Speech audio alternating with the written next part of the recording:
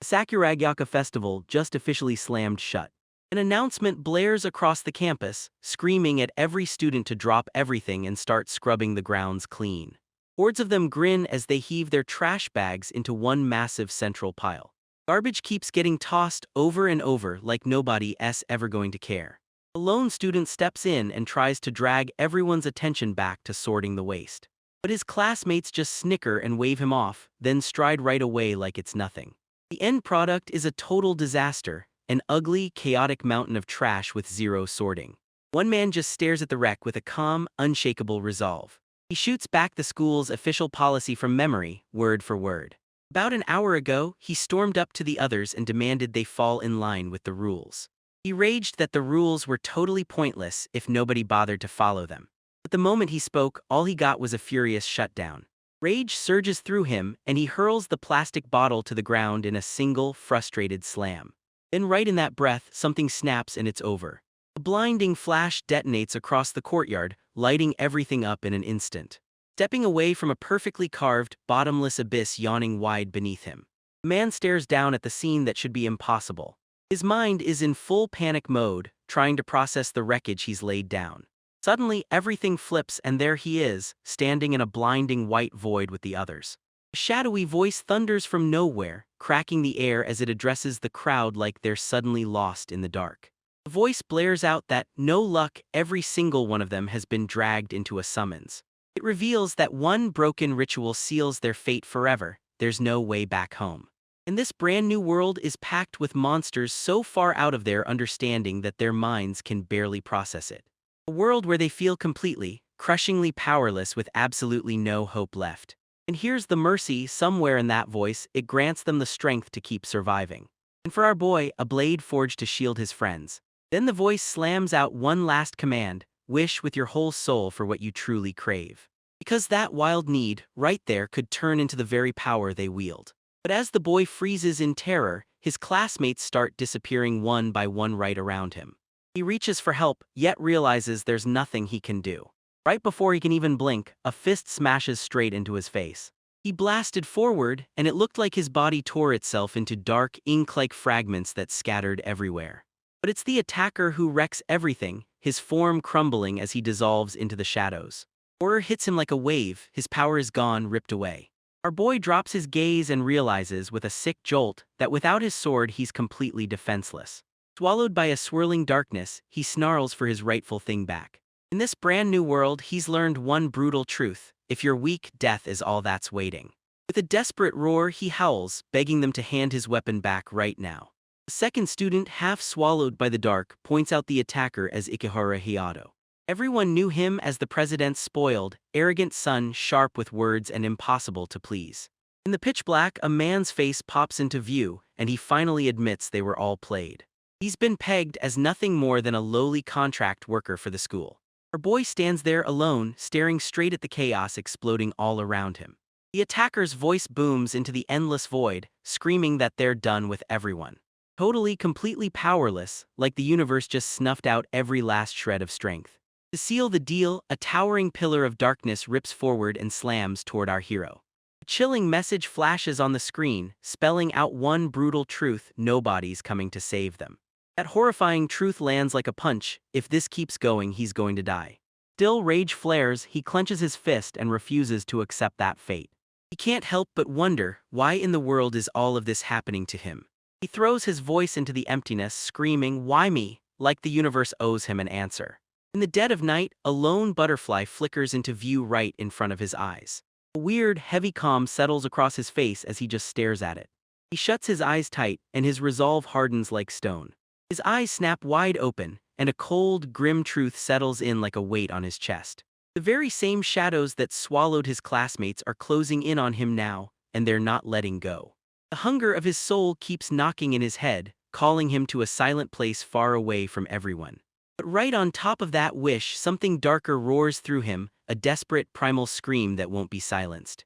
A raw, desperate cry, just begging the universe for one more chance to live. And just like that, he's tossed into a massive snowy wasteland, frozen and alone.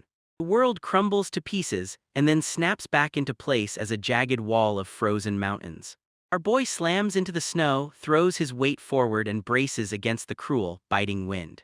He cranes his neck and spots a jagged dark chasm ripped into the land, and then, above the ridge, some predator prowls, hunting its next meal. He throws a hand up to shield his face, then snaps his gaze onto the impossible thing staring back at him. A colossal snow leopard, king of this wasteland, looms there, ringed by strange, winged beasts. Its eyes burn with pure, untamed power, the brutal world's apex of strength. The boy can only huddle in fear, completely crushed by the sheer size of his brand new reality. He's shaking with desperation, so he hauls himself toward a tiny rock formation, praying it'll be shelter. He crumples to the ground, coughing like his insides are on fire as that thin, icy air slashes straight through his lungs. One brutal thought slices through the agony: this cold is going to end his life. His legs buckle as he staggers toward the rocks, and his body feels like it's seconds away from quitting. Kneeling in the freezing snow, he begged with shaking hands for even a single shred of warmth. Like the universe answered him, a bizarre, ornate book materialized right in his hands. He locks eyes on the thing, mind racing. Where in the world did it even come from? He yanks it open and scrambles through every inch, desperate for anything that'll keep him alive. The very first page snaps open and boom, there it is, a grimoire packed with earth spirit magic. And then pure shock hits. He realizes he can actually read that strange ancient text. Rock, transformation, and control slam into the pages like they own the story. A jaw-dropping realization slams into him: this is a full-on textbook for magic. But up on the ridge, the predator keeps its breathless, silent stakeout, watching, waiting, and refusing to blink. The predator's eyes squeeze shut with focus, locking onto its brand new prey like a promise of doom. He suddenly gets it: maybe he can use his magic to slam the entrance shut and seal the rocks for good. Cornered with no escape, he grabs his last shred of courage and steels himself, because he's got to try. He rises with a book clutched in his hand, then thrusts his palm out, like he's about to bark orders straight to the earth itself. With a desperate scream, he hurls the spell into the air. But the sheer power hits like a truck, hurling him hard onto the ground. He cranes his neck, praying he'll spot the sealed cave entrance. But instead of rock, a massive, hulking shadow stomps into the scene and swallows the opening. A monstrous, bear-like beast bursts out of the dark, and its glowing eyes lock onto you with pure menace. And that single, terrifying eye snaps onto him like a spotlight. The boy crumples to the ground, completely wiped out after the spell fails. But from up on the ridge, the snow leopard explodes with a deafening roar. Suddenly, the entire mountainside starts shaking like it's about to explode. The kid's wild magic explodes, tearing massive chunks of rock straight out of the earth. They launch skyward and turn into deadly projectiles, raining danger from above. The spell detonates through the air, spiraling wild and out of his control, until the ground rips open beneath him. A furious storm of stone and snow crashes down on the wasteland. A colossal snow leopard gets slammed by the barrage, then gets buried alive under the rockslide. And the cave creature gets completely erased, smashed into nothing by sheer raw power. A blinding flash erupts. Right then and there, the devastating attack finally ends. Dust drifts away, and he hauls himself up off the ground like he's not done yet. Dizzy and barely standing, he reels from the spell that ran wild and crushed him from the inside. He stared up at the towering rock wall he'd carved himself, and the question hit him hard: did he really cause all of this? His gaze locks onto the grimoire, the very source of the terrifying power. He shoots his hand out and taps the stone. Pure awe crashes through him like a wave. This is what magic can do in a world where spells are real and power feels unstoppable. He snatches the book off the table, and its ornate cover etched with that symbol hits him like a punch, proving his life just changed for good. He spots a quiet corner, settles in, and starts studying, finally getting the piece he's been begging for. But his first lesson hits hard: either he learns to survive this mountain or it'll swallow him whole. Because this world isn't empty at all, it's packed with elemental spirits of every kind, swarming like they own the air. Grimoire bluntly warns: if you want to command these spirits, you've got to pay with your own life force. Mysterious training called spirit magic. He's still totally baffled. Somehow he can read that weird text like it's his native language. But right when he's getting ahead in his studies, the freezing cold comes for him, sharp, merciless, and relentless. He grips the book like it's life itself, and the only thing burning in his mind is one desperate need: fire. With a raw, shaking shout, he lunges forward and tries to call a flame into existence. But again, the power slams into his body, and his body just can't take it. The book screams that if you don't know what you're doing, the spirits you summon will turn around and drain your life force dry. When danger hits, the body snaps the magic flow by pure instinct because survival demands it. And our boy crumples to the ground, the backlash tearing through him with brutal agony. He reads that this non-stop pain isn't random at all, it's his body screaming that the spirit is real and right there. And that exact struggle is what's going to supercharge his magic power from the inside out. With fire in his eyes, he yells a desperate new command, begging the flames to answer. No matter what, that brutal backlash slams him down hard violently to the ground. He rages at his own weakness, then clenches his teeth, because if he wants to survive this brutal cold, he has to try again. The grimoire gapes open in the snow, dead quiet, proof of every single failure that haunted him back again and again. He drags himself back to it, furious at this ruthless world, when a sudden thought hits him like lightning. His eyes flare wide as a cold truth starts to sink in. He stares at the giant rock slide he unleashed and wonders, did that massive force really come from him? The crushing reality of his helplessness slams into him, shattering him completely. But beneath the despair, something primal roars to life. He claws his way into a frantic hunt for food. He digs through his bag and then, bam, pulls out a weird, rock-hard loaf of bread. He doesn't even hesitate, he lunges in like a beast, fueled by raw, unstoppable hunger. He chugs it down with water he scoops from a tiny barrel he spots tucked in among his supplies. He dives his hand back into the bag, and his fingers hit something else still waiting inside. He yanks out another loaf and his face flips from pure confusion to sudden, breathless relief. Then he finally lays eyes on the full haul, an absolutely massive stash of food and water staring back at him. Still, even with everything he has, he can't shake the feeling it won't carry him through the year. His despair turns to ice-cold resolve, grim, unbreakable, and aimed straight at survival. Grimoire clutched in his hands, he barks another command, summoning spirits to hurl him fire. And once more, the backlash blasts him straight into the snow. Day after day, those brutal mountains swallow every step and still echo one desperate plea over and over. Non-stop raw scream for fire. Desperate last-ditch sprint to beat the brutal cold. All this time, the colossal snow leopard stays locked on its target from up high on its perch. It just watches his pathetic failures pile up, silently waiting for the next one to break him. But our boy won't quit. He empties every last drop of willpower into one final, desperate command. This time, a tiny flame sparks to life in his hands. He just stares at that impossible warmth and disbelief crashes in, then relief hits so hard it feels like he's finally breathing again. A small, triumphant smile flashes across his face, because with that first step, he's officially clawing his way toward survival. He ducks into a tiny abandoned room for shelter, and it feels worlds away from the life he used to know. But he won't die, he swears he'll defy the world's rules itself, even if it takes everything. His eyes ignited with fresh, unshakable resolve. He's going to use the power from this grimoire for one single reason, to live. And just like that, he starts forging his own life in the dead, freezing cold. He masters fire, turning it into relentless warmth that fights back against the endless winter. With earth magic blazing, he hacks a table straight out of the mountain's living rock. He even somehow cobbles together a crude stone toilet that actually works. Days don't just pass, they streak into weeks, and those weeks slam straight into months. One day later, or maybe 81, he can't even keep track anymore. He feels the world go dead silent, like the relentless wind just gave up and stopped cold. Gripping a crude stone knife in his fist, he finally starts shaking off that wild look he's had for months. The last remnants of his old desperation finally collapse and hit the floor. Now he snaps his attention back to the real reason he's still alive, and calls out to the earth for power. He shoots his hand out, like the spirit's power is second nature to him now. That tiny element was dancing across his palm like it was alive. He stands outside his shelter, ruling this rocky domain like a king.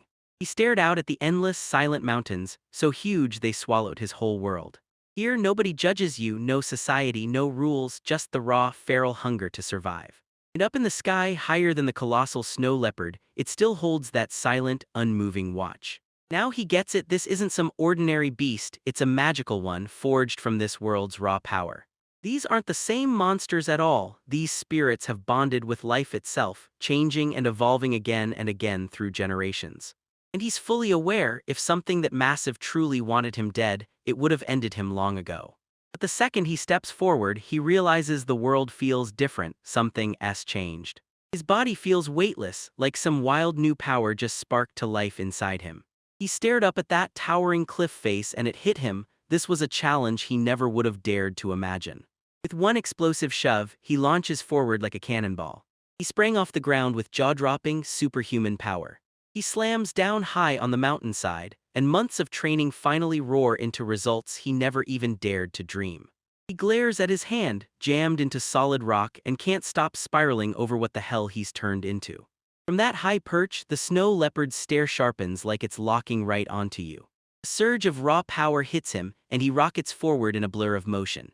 He sprints across the jagged wasteland, faster than he ever believed was possible. The rush hits like lightning, then he stumbles on a jaw-dropping truth about what he's truly capable of. But his control is still shaky. One wrong step and he slips right out from under himself in the snow. He goes down hard, slamming into the cold ground with bone-jarring force. And there he lies, totally fine, no scratches, no pain, not even a hint of breathlessness. The colossal beast above just keeps staring down, silent, unblinking, and utterly relentless. Finally, he jerks his gaze upward and demands an answer. Why has it been staring at him this whole time? He clenches his fist and fires off a bold declaration at the beast looming overhead.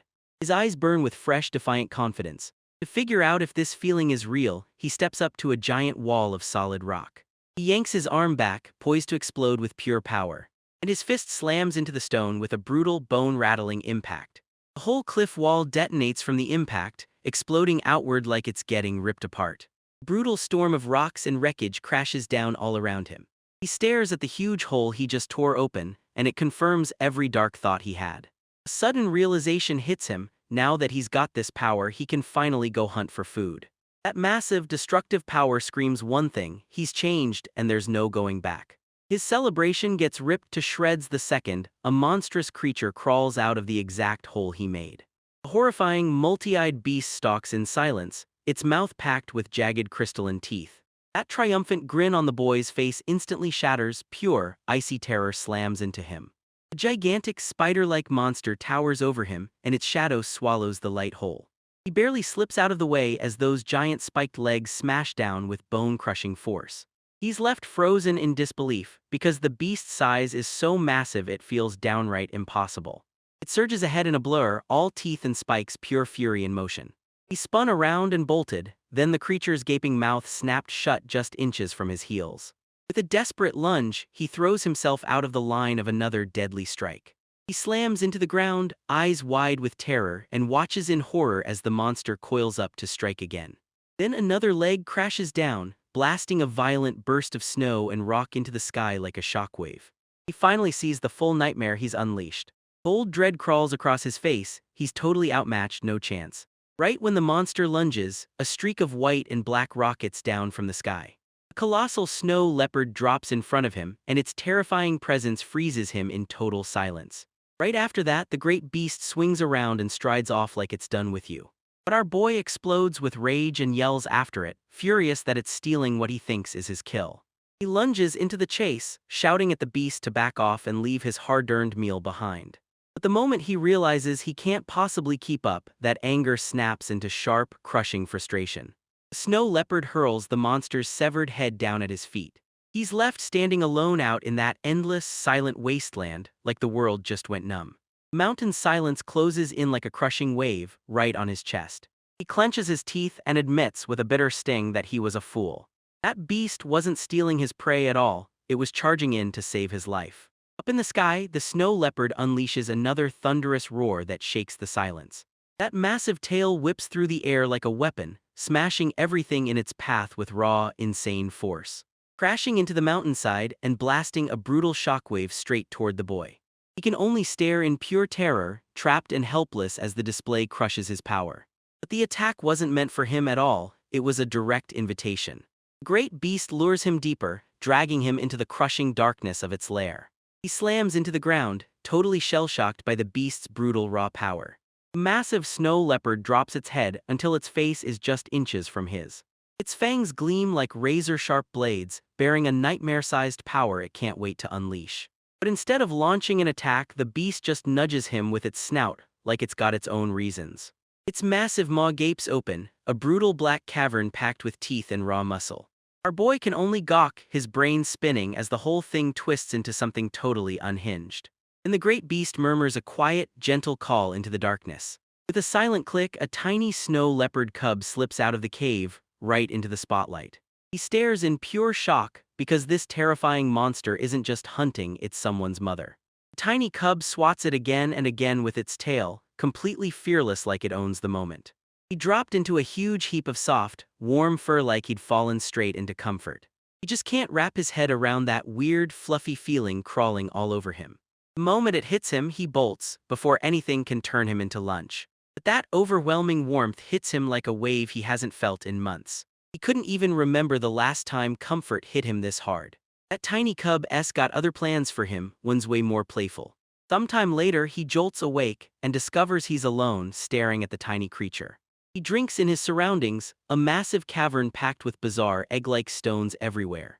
To his shock, he spots a tiny, jerry-rigged camp tucked right in the corner of the den. He steps outside, then stares out at the same bleak landscape, but from a brand new angle that makes it feel totally different. The tiny cub rockets through the air, and its wild crystalline tail snaps and whips behind it like a blade. Our boy just gapes in disbelief, stunned that such a tiny creature can launch himself that high. He faces the massive mother, and in the silence, they both feel the truth click into place. The great beast just stares at him, unreadable and stone-cold, like it's reading his soul. Quiet resolve tightened his jaw, and he spun around, heading straight back into the den. He strides deeper into the cavern, and the mother leopard stalks right behind him, never letting him out of her sight. Her focus snaps straight to the strange stones that line the cave walls. She dips her head and studies one of the egg-shaped objects up close. With a soft little nudge of her nose, she shoves one of the stones forward. He snaps his head back, eyes narrowed, wondering what that creature is up to. He leans in and demands to know if she was the one who triggered that massive rock slide. And he demands to know, right then and there, what her whole plan is, what she's really here for. But the great bee just freezes there with its back turned, smugly refusing to give him a single answer. Then she whips around in a blur and rockets away with a wild leap. He can only guess she's out there hunting and hoarding food, building a stash for another brutal winter. That tiny cub gets left behind in the den, alone. Our boy stands at the entrance, eyes locked on her as the mother vanishes into the distance. He watches that savage predator soften completely as she nuzzles and protects her young. That sight sparks a whole new blaze inside him, and he rushes right back to the grimoire. He throws everything he's got into mastering that magic, pushing himself day after day because he's dead set on getting stronger. But his training gets brutally derailed by a massive mountain of impossibly soft fur. Playful Paw smacks him with a shockingly hard punch. Then that tiny cub immediately latched onto him like he was its favorite person. It slams him to the ground like it's a fake fight, an instant mock battle with full force. Dumped him into the role he never wanted. Now he was the magical beast's unwilling playmate. Even with that wild distraction trying to pull him off course, he clenched his focus and wouldn't let go. He watches the mother and her cub, silent creatures in a silent world. Two colossal beasts finally catch a rare breath, and the world goes quiet for a moment. The cub pressed close and nuzzled right into its mother's mighty jaw. And those ancient, knowing eyes look right through them, like they're keeping watch over every single one. His eyes narrow, and a calm, deadly focus locks in like a target being aimed. The mother leopard gleefully hurls her cub into the air like it's the start of the wildest game in the world. But the tiny creature drops onto him like a bombshell, completely catching him off guard. Suddenly, the cave wall right behind him starts to shake, then splits with a brutal crack. As the mother leopard unleashes a jaw-dropping surge of raw power, making the entire cavern explode with a devastating blast. He gets slammed to the ground, swallowed by a roaring avalanche of falling rock. He hauls himself to his feet, still in shock at the brutal, overwhelming destruction he just witnessed. He and the cub can only stand there, stunned, as the mother unleashes total chaos. Smoke and dust billow up from the mountain, screaming just how terrifyingly powerful she is. But the blast instantly lights a target on their backs, and figures in the far distance get confirmed as human. A creepy dark mass looms in the sky, hanging there like a leftover scar from the leopard's insane power. Down below, a heavily armed army has swarmed the ground, commanded by a massive, bearded leader. The mother leopard explodes over the ridge, and in the blink of an eye, a brand new threat slams straight into her path. With a razor-cold glare, the commander barks the one simple order, and they charge. Their mages thrust their staves up and unleash booming incantations that crack the world with destructive power. A colossal burst of magic detonates from their spot and slams straight into the beast. But that colossal leopard rockets forward at an absurd pace, slipping past every single shot like it's nothing. Archers snap their bows to full draw, locking onto a racing blur of white and black as an arrow's breath hangs in the air. Arrows crash down like a storm, but an invisible shield snaps them away while the commander barks, "Keep pushing." Arrows slam toward the beast, but an invisible wall of energy whips them aside like it can't even be scratched. One of the mages thrusts his staff forward, and a monstrous wall of jagged ice explodes into existence. But the commander obliterates it with one brutal, thunderous swing of his massive great sword. He senses the beast's protective aura like a robe of snow wrapping around everything. He shouts its name, Eldoria, the white phantom haunting the mountain range. The commander rushes straight into the beast's charge, gripping his blade like a shield to slam its massive jaws shut. The battle rages on, like something ripped straight out of myth and thrown right into our faces. But for our boy, this is the new reality he's stuck living every day. It all started when he got cast out, locked out of society like he just couldn't belong. And then it all snapped into place, his power got ripped away, and now he's been dragged to this very place. This is the brutal, no-mercy reality he's been thrown into, and it doesn't let anyone off easy. He can't wrap his head around it, why she won't run, why she keeps charging into a fight she has zero chance of winning. From the safety of the den, the tiny cub screams in pure terror, crying out for its mother. And as he keeps watching, realization hits him, slow at first, then lightning fast, spreading across his face. From their secret hiding spot, he and the cub can only watch the poor guy's desperate struggle unfold. The great beast seems to yank the truth right out of his hands, teaching him the hard rules of survival. She knows her opponents won't give an inch. And right in that instant, his resolve slammed shut, hardening like stone. He stands beside that tiny cub, and in the quiet, a silent promise snaps between them like a vow. Commander screams orders at the top of his lungs, make sure that beast never slips away. Commander snarls at the top of his lungs, there's no way out of this reality. He hurls his massive blade through the air with every ounce of strength he's got. He slammed in a crushing strike that battered the great beast to the brink. His face is a cold mask of grim, unshakable resolve. Aljuria gets slammed so hard by the hit that she's left reeling from the sheer impact. As she stumbles, another soldier bursts in with a devastating attack. A hellish vortex of dark energy barrels straight for her. The spell erupts with a violent roar, tearing the earth itself to shreds. Through the snow and wreckage, her silhouette bursts back into view, untouched, unbroken. The white phantom unleashes a savage, defiant roar that shakes the air. A soldier storms into his commander's presence, saying the snow leopard has finally gone utterly silent. Commander stared across the battlefield, his eyes locking on Aldoria, the white phantom. Has finally said goodbye to this world for good. He crumples into the snow, breathless, and blurts out his thanks to the young warrior who just handed him the gift of the spirits. He brags that it was all because of her that they crushed the legendary beast with 0 losses. The truth hits, turns out the warrior is a young woman, and as soon as she's revealed, he calls her hero. Commander Maxim Dahl stands tall and announces it like a victory cry, this is the greatest hunt in over 50 years. But the hero, Akari Fujishiro, isn't just some stranger. He's a former student from Sakuragiaka High. He clocks the worry in her face, but she can only choke out an apology, calling herself a coward for how she froze during the fight. From his hiding spot, he spots her face, and suddenly it hits him, he might not be alone after all. The commander leans in and says that with her power, she can even summon wind spirits to spy on conversations happening miles away. He's bragging that the white phantom hunt is a once-in-a-lifetime shot, and he's praising her because her help is what let them pull it off when everyone else couldn't. The other soldier muttered about her gift, divine protection that lets her track down any prey she wants, no matter where it hides. But Akari quickly looks away, brushing it off like her power isn't some huge, unstoppable thing. She snaps open a mind map that paints every nearby threat red, screaming danger at a glance. She admits the power is unstable. At times it tags harmless creatures as threats, so it crushes her confidence and makes her feel like she doesn't deserve the title of hero.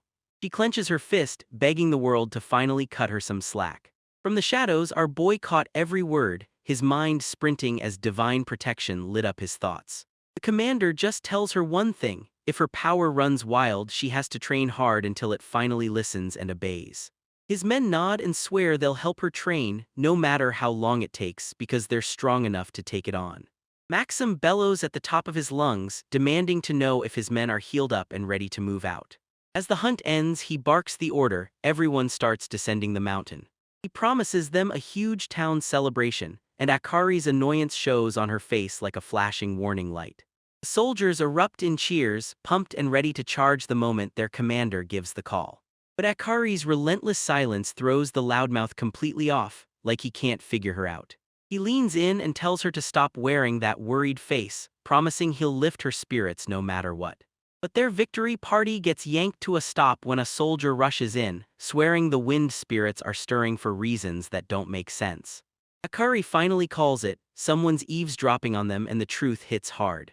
Their gaze snapped to the crater where the great beast had finally collapsed after the fight. They close in on the white phantom's remains, and they feel a presence lurking right there, watching them. He tells himself to back off. This battle isn't his to claim. The soldiers tower over the fallen beast, and their hunt finally gloriously ends. From the den, a tiny paw pops out into the snow like it's hunting for trouble. The tiny cub slips out into the dead, empty wasteland, utterly alone, no one anywhere in sight. Its eyes are bulging with pure confusion, and terror is crawling up its spine. And from the shadows, he's got no choice but to stare helplessly at everything unfolding. He tries to talk himself into walking away and forgetting it. But he can't tear his eyes away from the tiny creature grieving for its mother. Pain flashes across his face as he stares at the heartbreaking scene, unable to look away. And right in that instant, his resolve snaps into something sharper, something new and downright dangerous. The tiny cub screams in desperation, pawing and nudging its fallen mother's body. Without even a breath of hesitation, our boy rockets across the snow toward that orphan creature. He scoops it up, and with zero words, a promise to guard it burns alive as he clutches it to his chest. In the den, he pulls the cub close and wraps it in his own clothes, flooding it with the warmth it desperately needs to finally rest. But with an empty mouth waiting, survival snaps into his next thought. He closes in on the spider-like monster's carcass, stone knife clenched and ready to strike. With practiced hands, he swiftly hacks a massive chunk of meat from the fallen beast. Soon, the sharp scent of roasting meat cuts through the icy mountain air like a promise of warmth. He devours the meal like it's been torturing him for months, finally tearing through the hunger he'd kept locked up. That taste hits like a tidal wave, one small sweet moment in a brutal, merciless world that refuses to let anything good last. He tears off a chunk of the cooked monster meat and feeds it to the little cub. But that tiny creature just sniffs it once, then flat out refuses to eat. He snarls with frustration and realizes the cub is still way too young to handle solid food. A dark thought hits him hard: if this keeps going, the cub is going to starve to death. With a spark of inspiration, he summons the earth spirits again, calling them back to answer his new idea. He hauled magic into the cave floor and smashed together a crude stone pot from the dirt. Soon, that bubbling stew starts simmering over the fire, filling the air with heat and hope. He digs into his supplies and pulls out a hard loaf of bread. He grinds it down, then tosses it into the pot, turning it into a rough, makeshift porridge. Once it's cooled down, he checks the heat again, praying this time it'll be perfect. He offers the porridge to the cub with careful hands, and the little one finally breaks, starts eating, and dives right in. Relief hits him like a wave as the little creature finally takes the food. He drops down in front of the fallen mother, and the truth hits hard: now it's on him to keep her cub alive. He can't stop wondering, was this the great beast's scheme from the very beginning? Hand her child's life to him without a second thought. A few days later, his studies get wrecked, because not one but 3 playful cubs keep crashing into his focus. He realizes the lines are blurring. Without names, he can't tell them apart anymore. One of the cubs slinks onto his shoulders like it owns the place, totally relaxed. He's stuck trying to figure out if the kid's a boy or a girl, but honestly, he has zero clue how to tell. So he goes with a clean, simple name for the Whiteford cub: Shiro. He christens the second cub Kuro for the way those darker, sharper spots stand out. And the third one, a little more playful, is just called Tama. But for the very first cub, he ditches the old idea and locks in a way better name: Yukishiro. He lifts her in silence, like a vow that seals her brand new identity. And just like that, his brand new life kicks off, an eerily peaceful bond between one human and 3 magical beasts. Every day, they tear through the mountains, track bizarre creatures, and fight to master survival side by side. That scorching summer vanishes in the blink of an eye, and before they can breathe, they're thrown straight into their second winter. Cubs have grown into real, terrifying beasts now, but they still stick right by his side. He plows through the endless snow, yelling Yukishiro's name into the white void. His footsteps slam to a stop as he peers down at something waiting just ahead. Spring finally bursts in and Yukishiro steps up with a huge grin, showing off her newest catch like she just won the day. She plops a tiny, fluffy creature right at his feet like it's a wild, mysterious gift. He clocks it right away. Today's hunt is way smaller than it should be. Then it hits him like a bolt of lightning, right in the middle of the moment. He drops his head in gratitude, thanking the beast for every ounce of her hard work. Right after, he catches Yukishiro locked in a tense stare, eyes fixed on the mountainside below. He follows her gaze and there it is, a long line of travelers snaking through the valley. A pack of cloaked-robed strangers, merchants and pilgrims mixed in, pushes through the biting snow, trudging onward like the cold can't stop their mission. He spots it right away. These new travelers don't look like anyone he's ever seen before. And right in the middle of them stands a young warrior, his face swallowed by shadows as he grips his sword like it's the last thing he's got. The young warrior's eyes burn with a calm, tired resolve that refuses to break. One of those hooded, robed figures can't shake the question, will they have to call on the wind spirit's power again? Their leader Zal the hunter snaps, "Did you find our target yet?" impatience practically bursting out of him. He snaps his gaze to the young warrior and drills into them why they're really here, on this hunt. The warrior can only stare, completely frozen by the man's overwhelming presence. Zal's eyes are ice cold, pure silent threat, no mercy in them. He stands tall and proudly claims this land as the Durgan's very own domain. Place where they've already proven they're the world's real hunters. His men roar in agreement, laughing at how weak Rilana's people are, and they slam the warrior with mockery. They tell the young warrior to thank his lucky stars, this is his shot at glory. Akari, the young warrior, can't stop asking herself why anyone ever handed her this power in the first place. She knows that if she messes up, the world won't just judge her, it'll laugh in her face. But if she pulls it off, they'll worship her from afar, then yank her into the spotlight for their glory. It hits her like a flashback, dragging her straight back to that awful truth from school: she never really fit in. Even in this place where they chant hero, she's nothing more than a pawn being moved by the powerful. That non-stop pressure drained every last ounce of energy from her until she couldn't take another step. Our boy watches from a distance and you can see it. He understands the pride and the prejudice that have always lived between these two peoples.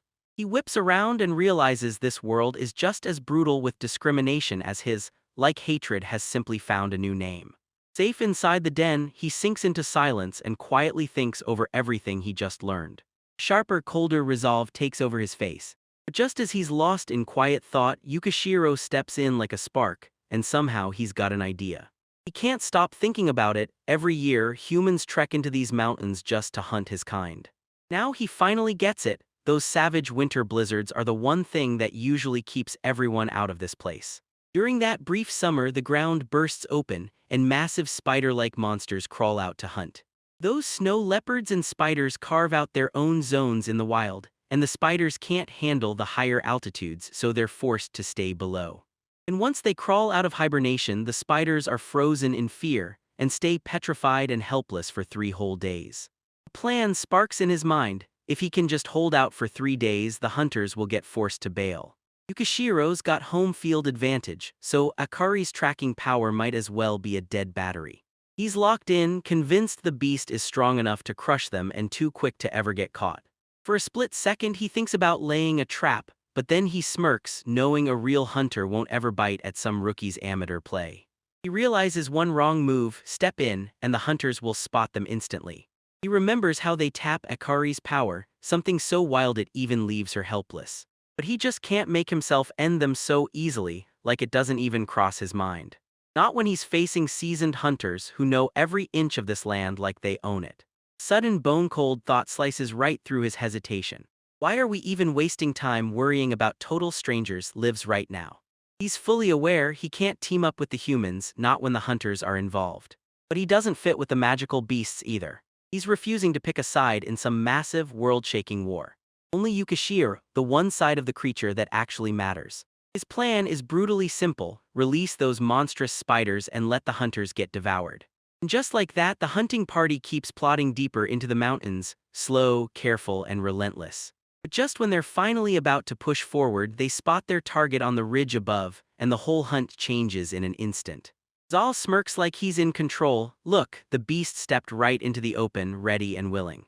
Yukishiro stands back watching them like a silent predator, calm, waiting, ready to strike. She wears unbothered contempt like it's her armor, and it's crystal clear she's judging them without even trying. Zhao's confidence snaps in an instant, and rage erupts as he can't believe the beast has the nerve to do this. He barks the order, and his men unleash a brutal barrage that tears everything apart. A cruel grin flashes across his face as he triumphantly declares the hunt a success. His men burst into cheers, exploding with joy after crushing the legendary snow leopard. But just as they're about to revel, a brutal tremor rips through the moment and silences everything. A monstrous spider suddenly bursts up out of the earth right in their middle. Their victory cheers snap like a rubber band, right into screaming, soul-freezing terror. Zal can only gape in disbelief, rage spiking as he realizes some beast just had the nerve to defy them. Akari shoots him a warning not to poke the creature, but he brushes off her pleas like they're nothing. He barks at his men to smash the beast, then scatter it like dust to the winds. But that colossal monster towers over them, an awful silhouette of jagged spikes in pure, roaring fury. It hits like lightning, so fast it blasts a hunter flying through the air. The hunting party gets slammed into chaos, utterly crushed by the ambush. Akari can only stare in terror, screaming Zal's name as the slaughter erupts. Zal rages out, brutalizing his own man and kicking him aside like he's nothing. He coldly abandons the fallen hunter and orders him to survive on his own. Akari can't forget the constant intimidation, like everyone kept using it like it was nothing more than fuel for the hunt. Now she stands there alone, while the spider looms over the bodies of her fallen comrades. Her face was a total scream, pure, unfiltered terror laid bare. The beast's crystalline jaws snap wide, hungry as hell, and it's about to gulp her whole. One frantic thought crashes through her mind: she just needs to get home now. Meanwhile, our boy sits there all alone beneath a sky so packed with stars it feels unreal. He dashes back to the den and shouts, "Yukishiro." A calm smile slips across his face the moment they greet him at the entrance.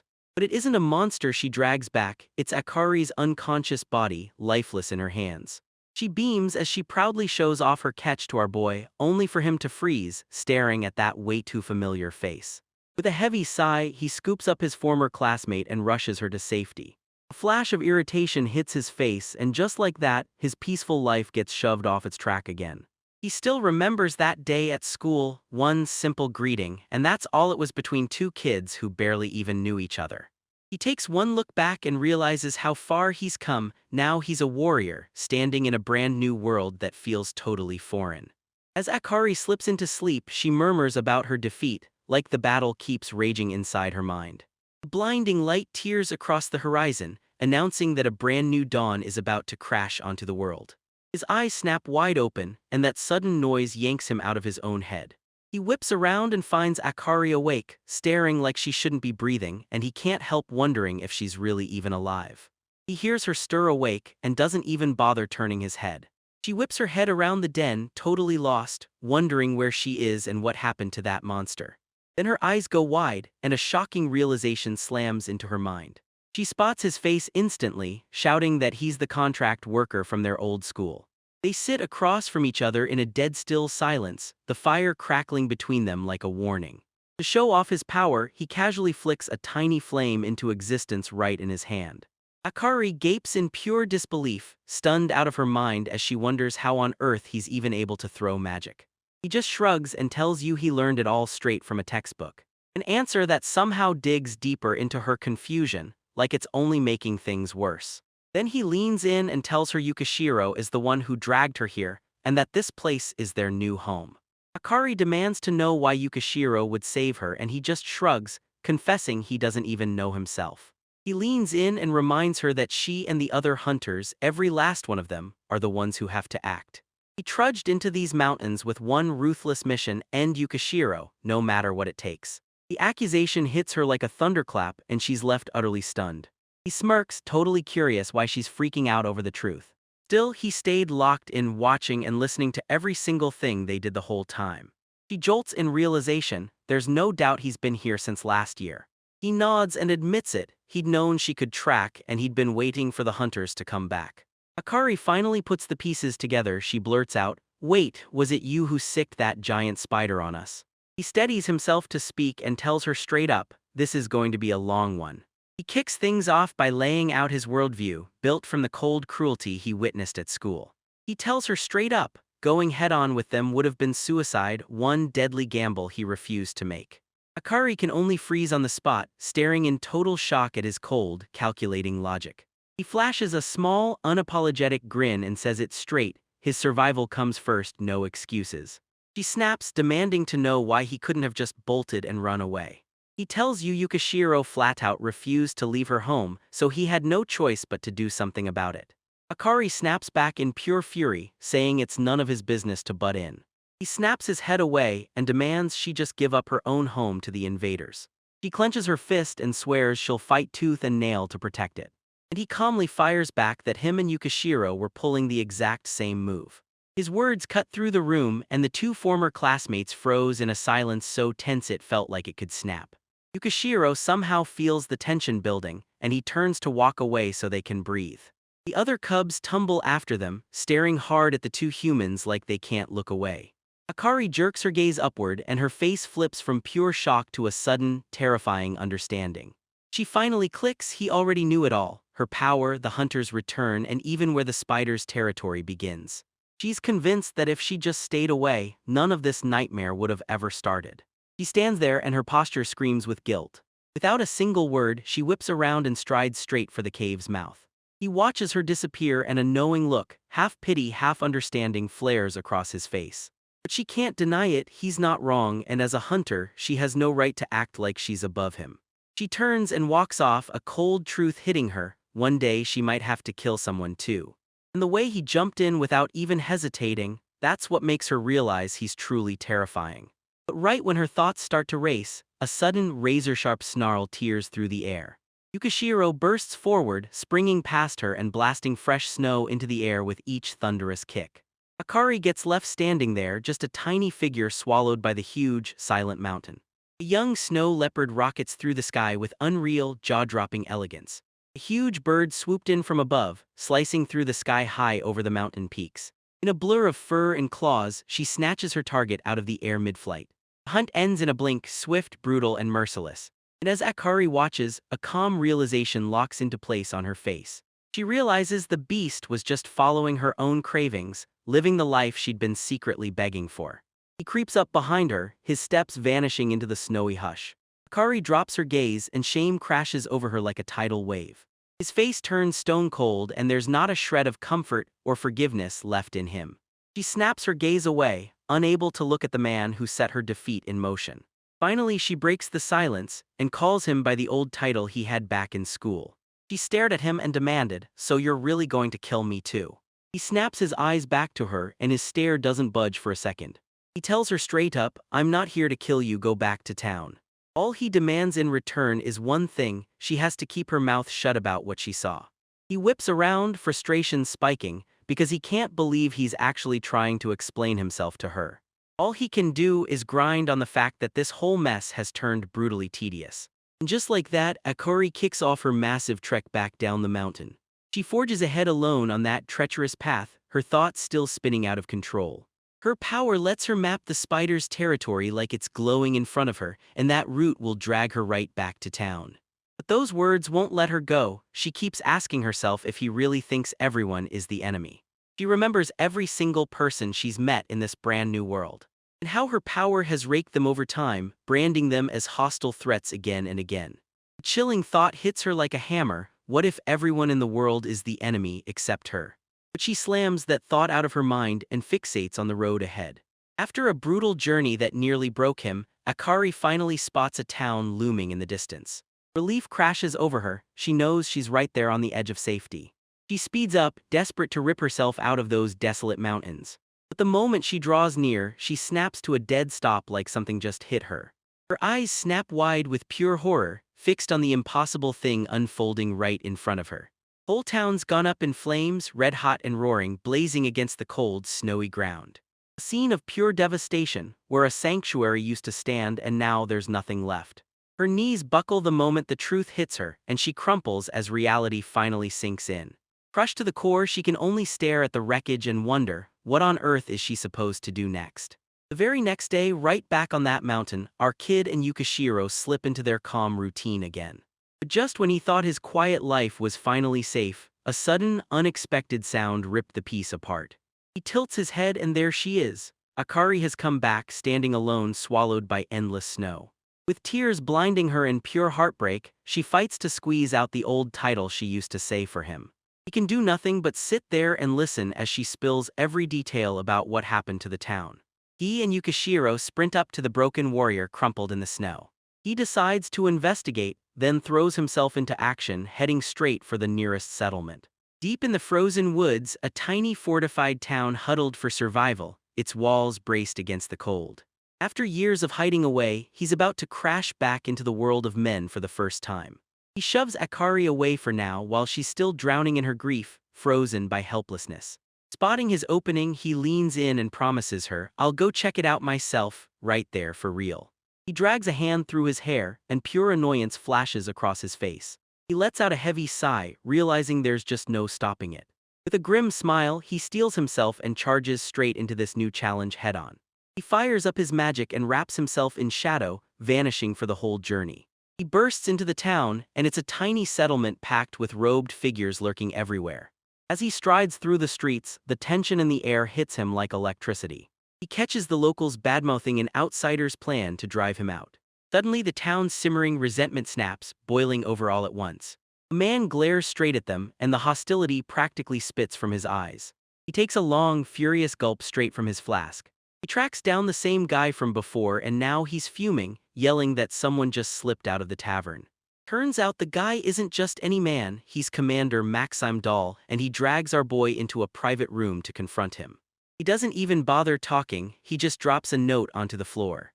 But Maxime snatches it up and instantly knows the handwriting, it's Akari's. The note flashes a plain command, "Wait for him at the tavern." The commander puts it together fast. Only an assassin would pull off a message with that kind of silent, deadly stealth.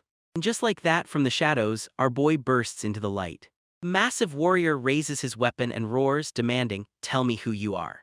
He clocks it immediately. Sure, the boy looks like a vagrant, but he doesn't carry the shady street aura you'd expect from a back alley dweller. His first question is all about Akari's safety, and our boy answers with zero hesitation. Maxim scoffed through clenched teeth, reluctantly demanding the stranger's name. John the boy just blurts back a single, one-word answer. The commander snaps his name into the air and warns John, "Mess up, and betrayal will cost him everything." They'll wipe him out without even blinking. John feigns terror roared in his chest as he put on a fake act of intimidation. But Maxim's razor-sharp eyes see right through the whole act. He admits it, he can't read that kid at all. John lets out a small, trembling sigh, and the tension in the room stays razor-thick. Then he leans in and straight up asks how this whole disaster ever started. Maxim breaks it down. Everything started when Zal's hunting party got nearly wiped out while they were tracking the White Phantom. He says the Hunters Association has pinned the ambush on Akari now. But John stays cool and insists she never betrayed them, and promises she can testify to it herself. The Durgan hunter snorts with confidence, bragging that their people wield staggering power and sway everywhere. Maxim leans in and tells John that the real talk won't wait, tomorrow at the association meeting. John's eyes sharpen as he demands to know if Maxim is really just going to leave her behind in this world. Commander's face hardens instantly, like that question landed right in the bullseye. He demands to know what John's real purpose is in all of this. John's mind snaps back to Akari's wrecked, tear-streaked face. He turns his back and admits it plain, all he craves is a quiet life. Then he throws out a deal. He'll step in as mediator, but Maxime has to swear to keep his existence secret. Maxime snorts and wonders what on earth a promise from a complete stranger could possibly mean. John's mind snaps back to that school memory, where breaking your word branded you as nothing but scum. But the commander straight up admits that a hunter's honor is basically a paper-thin excuse. He demands where Akari is, and John drops the truth. She's safe inside the White Phantom's old lair. He's stunned that Maxime's men actually crawled out alive from that spider's nest. The commander demands to be brought to her, but John cuts in fast, telling her they're not alone because someone is watching every move. John's got a no-nonsense solution, and it's as simple as it gets. And brutal and deadly, he cuts down every last onlooker, no sound at all. With their way finally cleared, the two men stride through the silent town, Maxim hauling a huge sack of supplies on his back. But when they finally hit the gate, the commander grabs John's attention and warns him there's no way out through the main exit. John calmly orders the massive warrior to take off and fly.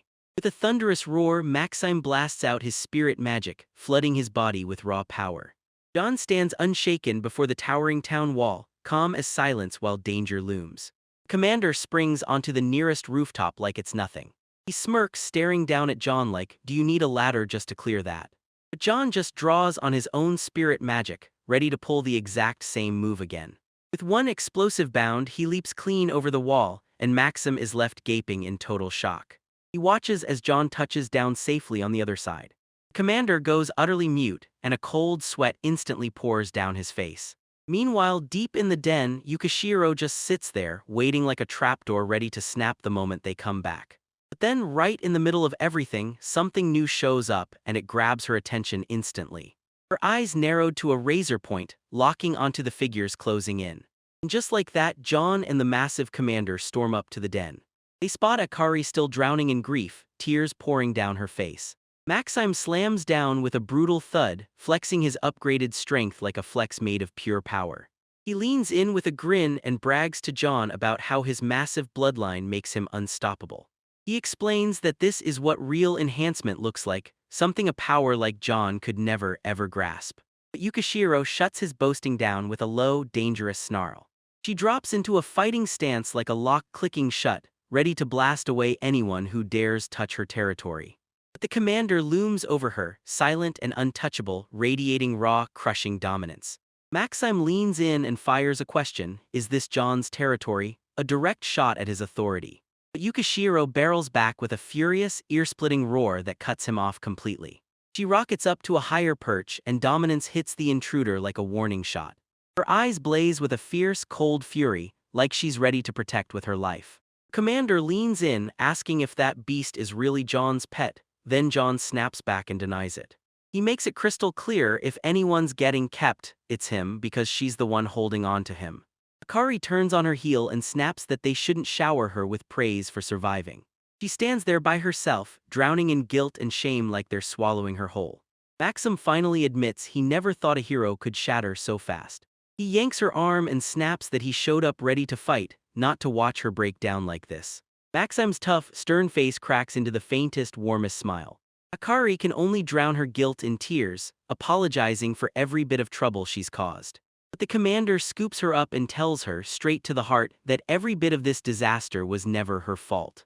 Once John knows his part is done, he turns on his heel and slips away quietly. He spots Yukishiro waiting right there for him, her tail twitching through the snow like she's been watching for his return.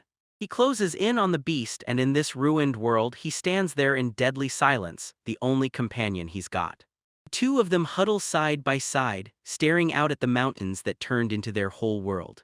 The great beast snaps her head around, those ancient eyes locking onto him like she's measuring every move. He rests his hand on her head and tells her with steady certainty that if she's the one who kills him someday, then it's okay. Then out of nowhere, a strange vision jolts through his mind. Alderia's face, her mother, flashed before her like a ghost from the past. He admits the crushing despair was all his, what drove him to this place and into her. And in the quietest moment he makes a vow: one day he'll repay every last bit of the debt he owes her mother. Yukishiro fires back with a stubborn little purr that's pure affection for every word he says. A real small smile flashes across his face as he gently pets the massive beast. But her love surges so fast it turns into an unstoppable force of nature. He's thrown off balance as the playful assault hits him like a curveball. Suddenly he's crushed under a mountain of purring fur. The great beast looks completely thrilled by how everything just went down. And John has no choice but to tough it out as this unexpectedly rough display of affection comes at him. Her eyes are shut tight, and for one calm heartbeat she looks completely at peace.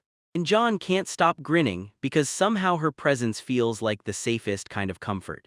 He realizes it the moment Yukishiro starts climbing. If he wants to keep up, he's going to have to master his own enhancement magic next.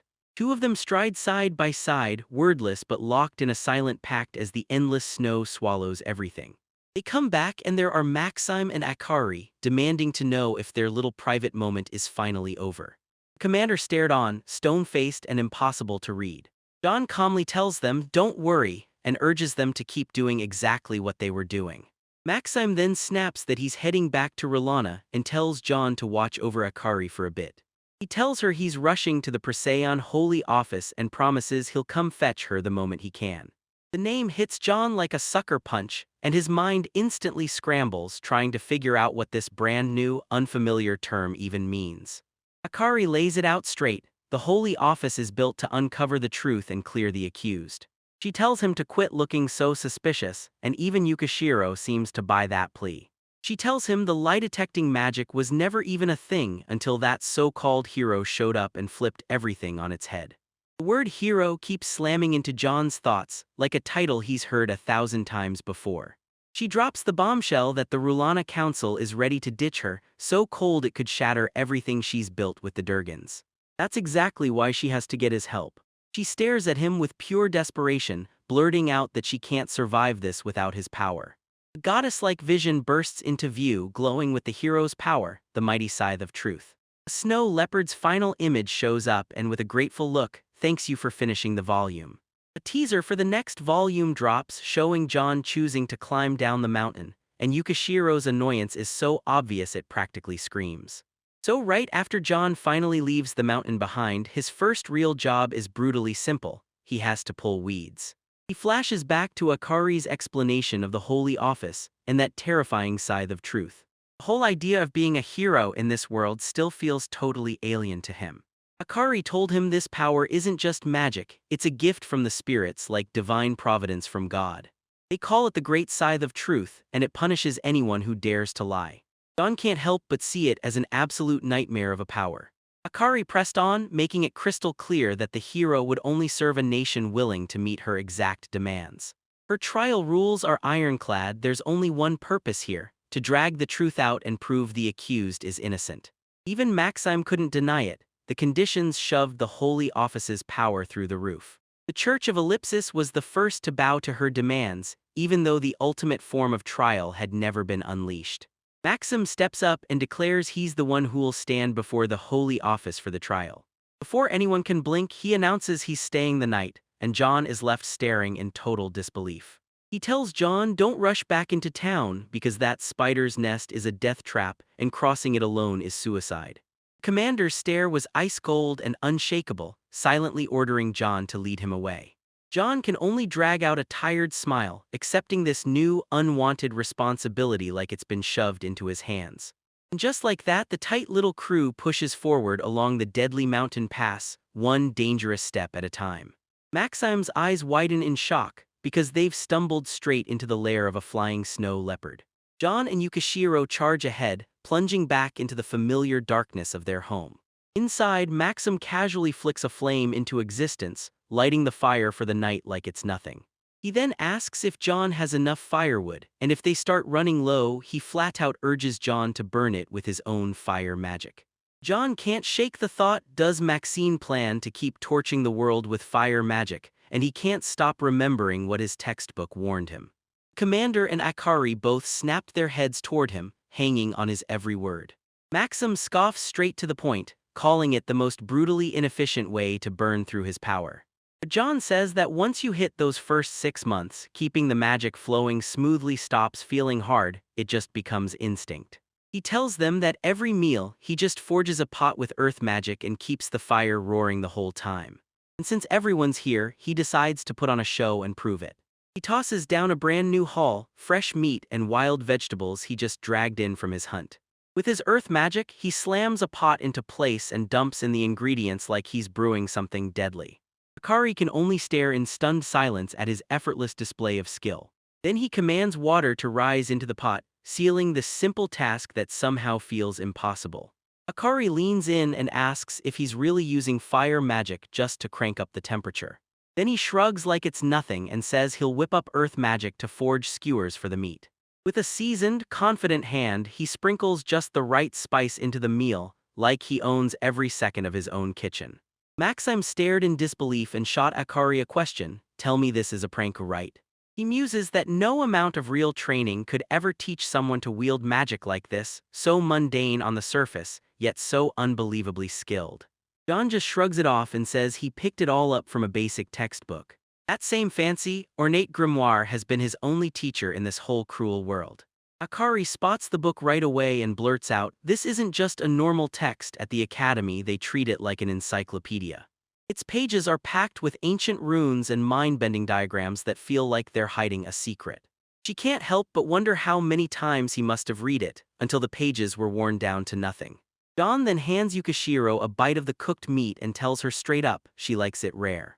The great beast tears into the offering and purrs with pure, satisfied joy. Even Maxim looks genuinely blown away, praising the food and immediately grilling John about where he learned to cook. John just smirks and says the mountains were the only teacher he ever needed. Commander's face twists, and you can tell he's not buying that vague answer for a second. But Akari shoots in fast and snaps at Maxim, ripping into his rudeness as John watches in relief. After the meal, Maxim snaps to John with a hard, serious glare.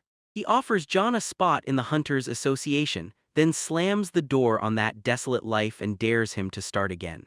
But the moment John thinks about it, a heavy, uneasy dread sinks deep into his chest.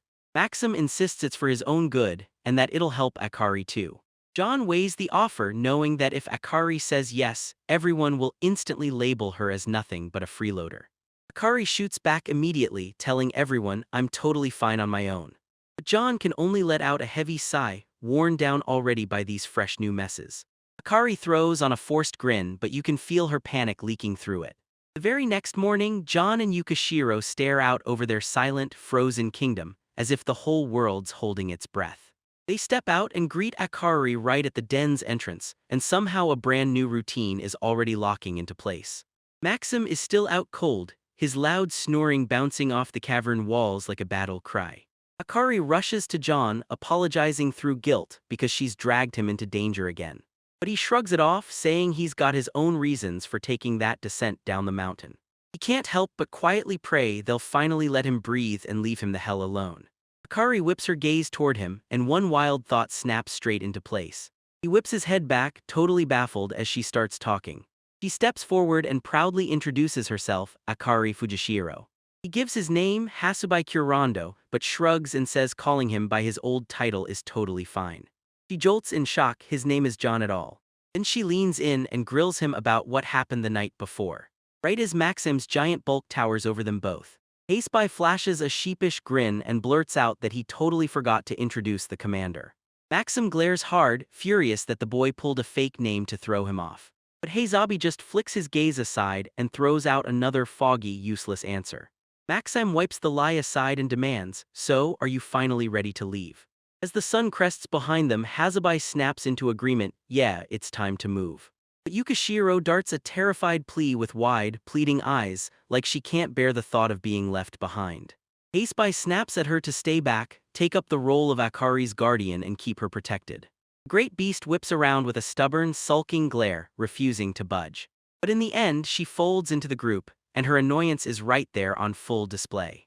Hasubai suddenly realizes this trip won't end empty-handed. He has to return with a gift. Their next stop is that same fortified town again, the one they couldn't forget. They slam up to a towering wooden gate, an ironclad wall that seals them away from the outside world. Maxim blares that they're back, fully aware they're walking into a welcome that's anything but warm. Maximum Size just admits it, there's no stopping it, no way out. He screams his name and rank at the top of his lungs, ordering the guards to fling the gate open. And then those gigantic wooden doors start to creak open, inch by inch. As soon as they arrive, the assembled hunters hit them with a wall of silent, hostile stares. As Maxim strolls down the 10th streets, he can't shake this thought, his authority barely even registers here. The locals stare them down as they pass, eyes blazing with suspicion and resentment. The air feels so tense it might as well slice you in half. Hasubai realizes his plain clothes make him stick out like a sore thumb, only the wrong kind of attention. Maxim cooks up a cover story. He claims he's the final survivor of some reclusive mountain clan. Their target is a massive, looming fortress of a building, the local Hunters Association. Inside the hall, seasoned hunters fill the air with low, steady whispers. One of them sizes up the newcomers with a razor-cold stare that screams, "Don't even think about getting comfortable." While one more cowers as the hostile atmosphere crushes down on them. At the heart of everything stands a formidable, long-haired man, this guild's undisputed leader. Aceby takes it all in, but his face gives away nothing. But Maxime stands there in front of him, this giant of a man, staring down the challenge like it owes him something. They stride up to the main counter and there, crowded together, hunters are gathered, tense and ready. Maxime leans in, talks to the clerk, and basically puts a name on the table like he's securing them the job. A sharp-dressed man steps into the scene and grills them, demanding why they're here out of nowhere, like they showed up with zero warning. He snaps his gaze upward like, wait, were you even here in the first place? The guild leader tilts his gaze downward, sizing up Aceby like he doesn't even belong in this place. But Maxime backs him up full-on, vouching for his skills, and pushes him to start from the very bottom. The clerk offers to waive the usual tests, but Aceby grits his teeth and agrees to take them anyway. Then they shove a form in front of him and demand he write his name and his place of birth. Aceby slams his palm onto the paper, then hesitates, refusing to put a single word down. He just shrugs and admits he can't write a single word.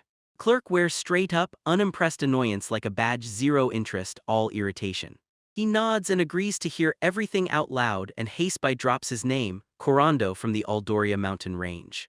Maxim tells the guild leader, I found the boy while I was hunting for Akari, the last survivor of a clan the monsters wiped out. Aceby nods and agrees to take the aptitude test, then lets out a stunned note that it's been 60 whole years since anyone last held one right here. They shove him into a tiny room to kick off his aptitude test. The examiner leans in and declares this test will expose the raw, inborn bond he has with the spirits. He's handed a box packed with rings, each one snapped shut to bind a totally different elemental spirit. With a grim stare, Aceby gets the order to throw on every single one of them. He obeys, and the second he does, those bizarre ornate jewels are all over his hands. The examiner slams the rules into him and orders him to pour his magical energy straight through the rings. Each time he does it, every ring ignites with a soft, ghostly glow. When they read the results out loud, his top affinity screams from the page darkness, then ice comes right after. Darkness clings to him like destiny, while light barely reaches him at all. The guild leader clocks it instantly. This kind of power doesn't matter a bit in everyday life. People tell him that in certain industries your natural talent isn't just helpful, it decides everything. A blacksmith can't make the strongest steel without blasting it with fierce, powerful flames, while a sailor harnesses the wind and reads the waves to steer safely across the open ocean. But for a hunter, the rules are way more exacting than that. Ice magic is only good for one thing, keeping a kill fresh in places where there's no snow. And that's the thing, darkness hits hardest at night when monsters who can't stand the shadows finally start to fear it. The examiner tinkers with his glasses, then snaps that Aceby's results are totally worthless. The other hunters in the room start snickering at his pathetic evaluation, and it's brutal. They sneer at him non-stop for landing a spot just because the commander vouched for him, like he's nothing but a charity case. But when the examiner shouts his two affinities, darkness and ice, Aceby just lifts his hand like it's nothing. Aceby freezes, staring at his own hands, while the examiner's words still slam through his head. But Maxim shuts him down, telling him to chill, because a huge affinity is actually something giants naturally have. Aceby snaps the elemental rings back into their wooden box, one by one. One after another, the so-called sources of his power get sealed away. But the commander just watches, and one bead of sweat spills out, screaming how worried he is. The examiner slams the test shut and demands the rings back. A hand slams the lid shut, trapping the spirits inside the box like they're never getting out. The box gets blasted with one brutal final thud. Maxim fires off his take. If Aceby can truly bend shadows, then why does he feel so wrong for the role? But right when they're getting deep into it, the guild leader interrupts and demands to talk with Maxime alone. While the guild leader and Maxime trade words, he snaps his gaze on Aceby and orders him to run-check the request board. Aceby stands alone, eyes glued to the hunter jobs laid out before him. He sinks into the moment and quietly wrestles with the idea of an aptitude judgment. A tiny, curious grin flashes across his face. He's hooked, amazed that his affinities are this sharply defined. He can't help but wonder if he'd known this in his old world, his life would have been way easier. But before he can think it through, a voice snaps his attention from right behind him. A pack of rough, swaggering hunters closes in, jeering at him like, so, how does it feel? Aceby whips around, face turning ice cold, and declares that his life got snatched away in a single instant. The hunters burst into laughter, gloating that his life is finished now that he's been reduced to a mere porter. Hazabai just stares back, his eyes burning with a calm, impossible-to-read intensity. But right as he's quietly watching, a huge, tattooed brute steps in from behind and cuts his focus instantly. A heavy hand slams onto his shoulder, yanking his focus back with pure force. The hunter stands over him like a shadow, taunting him for every bit of his lack of manners. With no warning at all, he rams a thunderous fist straight into Hasebai's gut. The impact hits like a thunderclap, and he rockets across the guild hall. Hasebai slams to the ground, clutching his side as agony rips through him. The hunter smirks like he's daring the world to prove his tests aren't just screaming how pathetic he really is. Then, right out of Hasebai's shirt, the tiny creature Yukishiro hunted slips free and drops to the ground. Hasebai thrusts his hand forward, his whole body still shaking from that brutal, unexpected hit. Across the room, Maxim shoots up and throws a hand in the air to shut the harassment down. The commander's eyes narrow and cold fury locks in, silent, unstoppable. The whole guild hall goes dead silent, and everyone stares as the confrontation ignites. Hasebai stays sprawled on the ground, staring up at his attacker like he can't believe what's happening. Maxim's voice slices through the tension, barking orders at the boy to get up. Hasebai yanks himself up off the ground, and a thin line of blood streaks across his face. The commander bellows that this test is nothing but pointless, a total waste of time. But Hasebai wipes his chin like nothing happened, and this eerie calm settles in his eyes. The hunter leans in and says he wasn't just watching, he was testing the boy's reflexes, and he reveals the truth: he's been boosted with spirit magic. Hasebai finally admits to himself that this is his very first real brawl against another living person. Just as things boil over, the guild leader finally storms in and shuts it down, reminding everyone that brawling between hunters is an instant no-go. The guild leader snaps that no magic or weapons are allowed here. Hasebai snaps, insisting he's the one who got hit first. But the leader snaps out that the rules are ironclad, no matter the excuse. He can't believe it. Why would Hasebai team up with strangers if he's just going to stand there and do nothing? And yells back, asking if he's really okay after they nailed him, because he's been blatantly ignoring them the whole time. All Hasebai can do is stare in shock, knowing he just got hit. The leader leans in and orders him to deal with it like a real hunter: no magic, no weapons. And Hasebai realizes with grim certainty that this world isn't any different from the one before. They hand him a temporary hunter's license, and that 10-star tag, the exact thing he needs to get the real permit. Maxim barks at the guild leader, demanding to know if their business is finally done. The guild leader leans in and tells Hasebai that real experience is everything, education is just useless noise. With those words, he hands him his first ever assignment: just a small weed-pulling job, easy, they said. Because Hasebai can't write a single word, the clerk steps in and signs the contract for him. He leans in, copies the name from the application stroke by stroke, and mouths each letter as he writes. Maxim stares in shock, because that guy is actually reading those weird characters like it's nothing. Clerk nods and snaps the warning: this proof demands unbreakable greenstone. Hasebai just stands there behind the counter, his face locked in a mysterious, unreadable stare. Maxim stares down at him, and a silent question hangs there like it might explode. But Hasebai just fires off a simple request: he wants a copy of the order form. Clerk snaps his eyes up, and exhaustion hardens his face into pure, bitter annoyance. Hasebai breaks it down: without proof, he can't verify he even took the job. Outside, Maxim blurts out that with this, Hasebai has finally torn himself out of his life as a mountain hermit. Hasebai tugs his scarf into place, realizing he's finally plugged back into the world again. He stares down at the hunter's license, one of those tags where your rank is decided by what you can truly do. The ranking system kicks off at 10 stars, and that one lone star is the ultimate summit of a hunter's whole career. For these special hunts that demand rare skills, they get their own 10-level score, ranked with colored stars. You've got to have that exact colored star on your hunter card, only then you're allowed to touch those top-tier missions. For the usual jobs, any hunter who's got the right star rank or higher can jump on the assignment. And Hasebai's got a plain, lifeless 10-star rank, the absolute bottom of the ladder. Maxim too carries no color in his presence, but he's still a 1-star hunter, serving the kingdom straight from the inside. Maxim tells us 1-star hunters are basically unheard of, but Dawn's wings stormed into that rank in just a single year. Right before they head out of town, Maxim cracks one huge yawn like he's stretching for the next adventure. He grumbles that it's way too early, like he's allergic to mornings. But Haseby shrugs and says, "I'm used to it, I've been dealing with this since the days on the mountain." Maxime tells him it's a smart hunter's habit, especially since the association is always packed at this hour. He leaned in and asked straight up if Haseby had his gear stashed outside the village, clocking just how cautious that guy always was.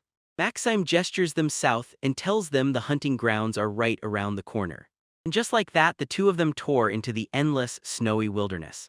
They push deeper into the woods, and Maxime hauls a huge crate on his shoulder like it's nothing. Their quest finally drags them into a dead, barren field until they spot strange, weed-like spheres scattered across the ground. Haseby clocks it instantly. This place feels built for guns, not magic. He stands right in front of one of those strange, tumbleweed-like plants, staring it down like it's about to move. Maxim shoves praise into the air, grinning as he declares, "This is the very first hunt of your new life." He tells Haseby not to slump like that. Every hunter kicks off the job with this exact same kind of start. He shrugs and says these are only simple magic weeds, totally harmless. But these nuisances choke out every other spark of life, sucking the nutrients right out of the soil.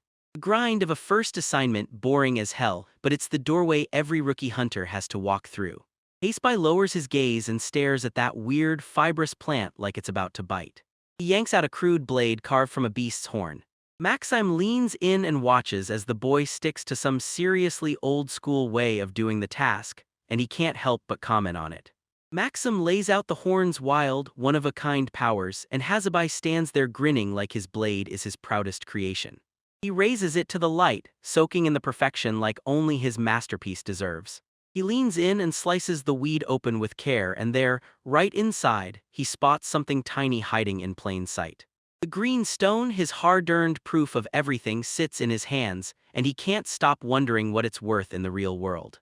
Maxime blurts out that around 25 of them can scrape together enough for one loaf. Then the whole plan collapses when they finally realize Haseby has zero idea what money even is. And Haseby straight up confirms it, flat admitting he has zero clue what this world's money is. The commander finally cracks and admits he's starting to feel guilty for hauling the boy into this, and Haseby nods back in silence, right there with him. Two of them face the empty field, one huge and battle-hardened, the other small and raw, like a mismatch the world can't ignore. So Maxime kicks off an economics lesson, breaking down why paper bills and coins are worth more than just paper and metal. He drags Haseby through the different denominations, basically a crash course for a guy who's been cut off from civilization for years. Maxim leans down, then slips a tiny leather pouch out of his hand. He hands Haseby the token payback for his troubles. He tells him he can't just drop Akari with nothing, then pushes Haseby to take charge before winter crashes in. Haseby just stands there quietly watching, his face stone cold and impossible to read. But he grabs the pouch and commits himself to this brand new responsibility. Maxime bursts into a big laugh, admitting he nearly forgot the promise he made. He whips around to go, muttering that Haseby is the most impossible man to read. Haseby makes it crystal clear, this isn't a gift from Akari, it's a loan. Commander just smirks like it's nothing, then shrugs, "I'm not worried, that promise will be kept." He slams his fist to his chest, swearing like a true warrior as Haseby watches, stunned. Maxim yells out one last goodbye, then blasts off, snow exploding into the air behind him as he's gone. Haseby gets left alone again, and he snaps his focus back to the grind he can't escape. He clocks in and starts yanking up the weird weeds in the blazing midday sun. But the slow, hard manual work chews through his patience in no time. He even bites into one of the weeds, and the second he does, he instantly regrets it. Fired up again, frustration blazing, he storms back to his work and locks in. He charges across the field like a tireless machine, grinding forward with the same relentless motion over and over. But then it hits him, he's got an insanely more efficient weapon in hand. His darkness affinity erupts into razor-sharp claws that slice through the weeds with effortless, terrifying ease. And just like that, before you can even blink, the whole field gets wiped clean. He's slumped alone in a dead, barren field, his very first official job finally done. But his silence gets ripped apart when a massive shadow drops from the sky and slams straight into him. He gets slammed to the ground, utterly stunned by the brutal ambush that hits out of nowhere. A dark talon whips through the air, flashing for a split second as the creature's lightning-fast attack leaves its mark. He tilts his head up and spots a massive bird of prey ripping across the sky. A massive eagle towers overhead, and its tail fans out in peacock-like splendor, each feather etched with ornate detail.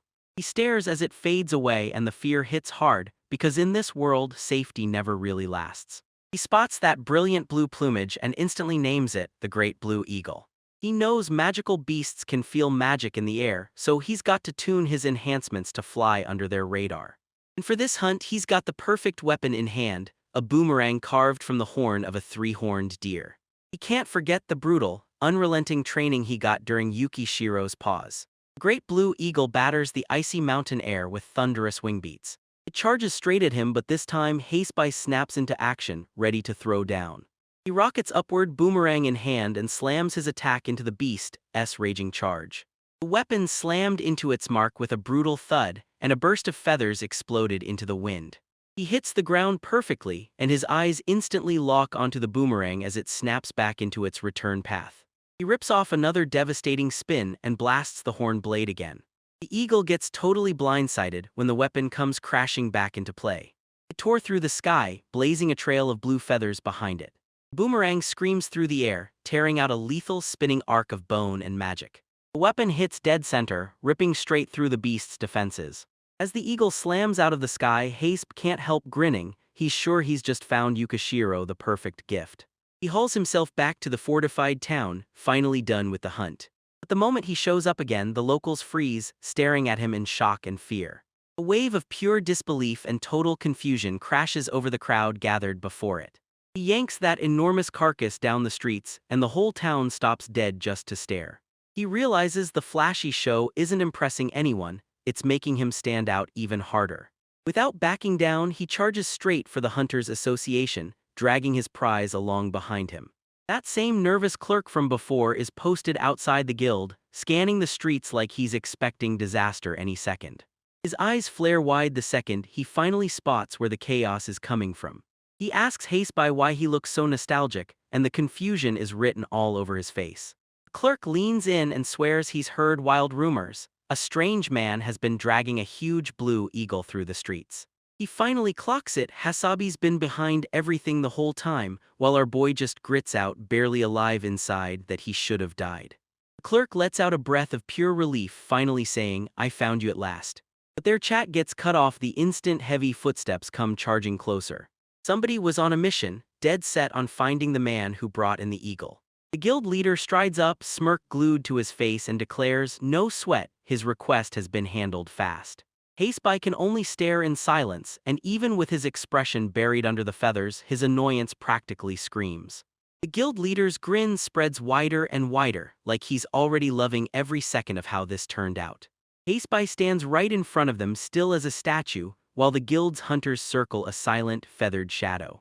The long-haired hunter jabs his finger at Haseby and demands he hand over the mighty Great Blue Eagle. And right from the belly of his shirt, that tiny creature from before erupts into a defiant little squeak. That tiny face is basically a full-on mask of pure, unfiltered irritation. Haseby peers out from beneath the feathers, stone calm, totally unshaken by the demand. But the guild leader strides in and shuts the hunter down, refusing his request with unnerving calm. The hunter's smiles fade as the room turns cold, and they demand, like they can't believe it, "If you truly know exactly who you're messing with." But Haseby lifts his eyes with a fake innocent smile and plays dumb, asking who he could possibly be. His cronies blow up with rage at the brazen disrespect. They dogpile Haseby, clawing and shoving, trying to steal the eagle by brute force for their leader's sister. But they jerk back in disgust and yell at him to stay away, swearing he dares not touch them with those filthy hands. A sharp, well-dressed armored hunter strides forward, radiating raw arrogance with every solid step.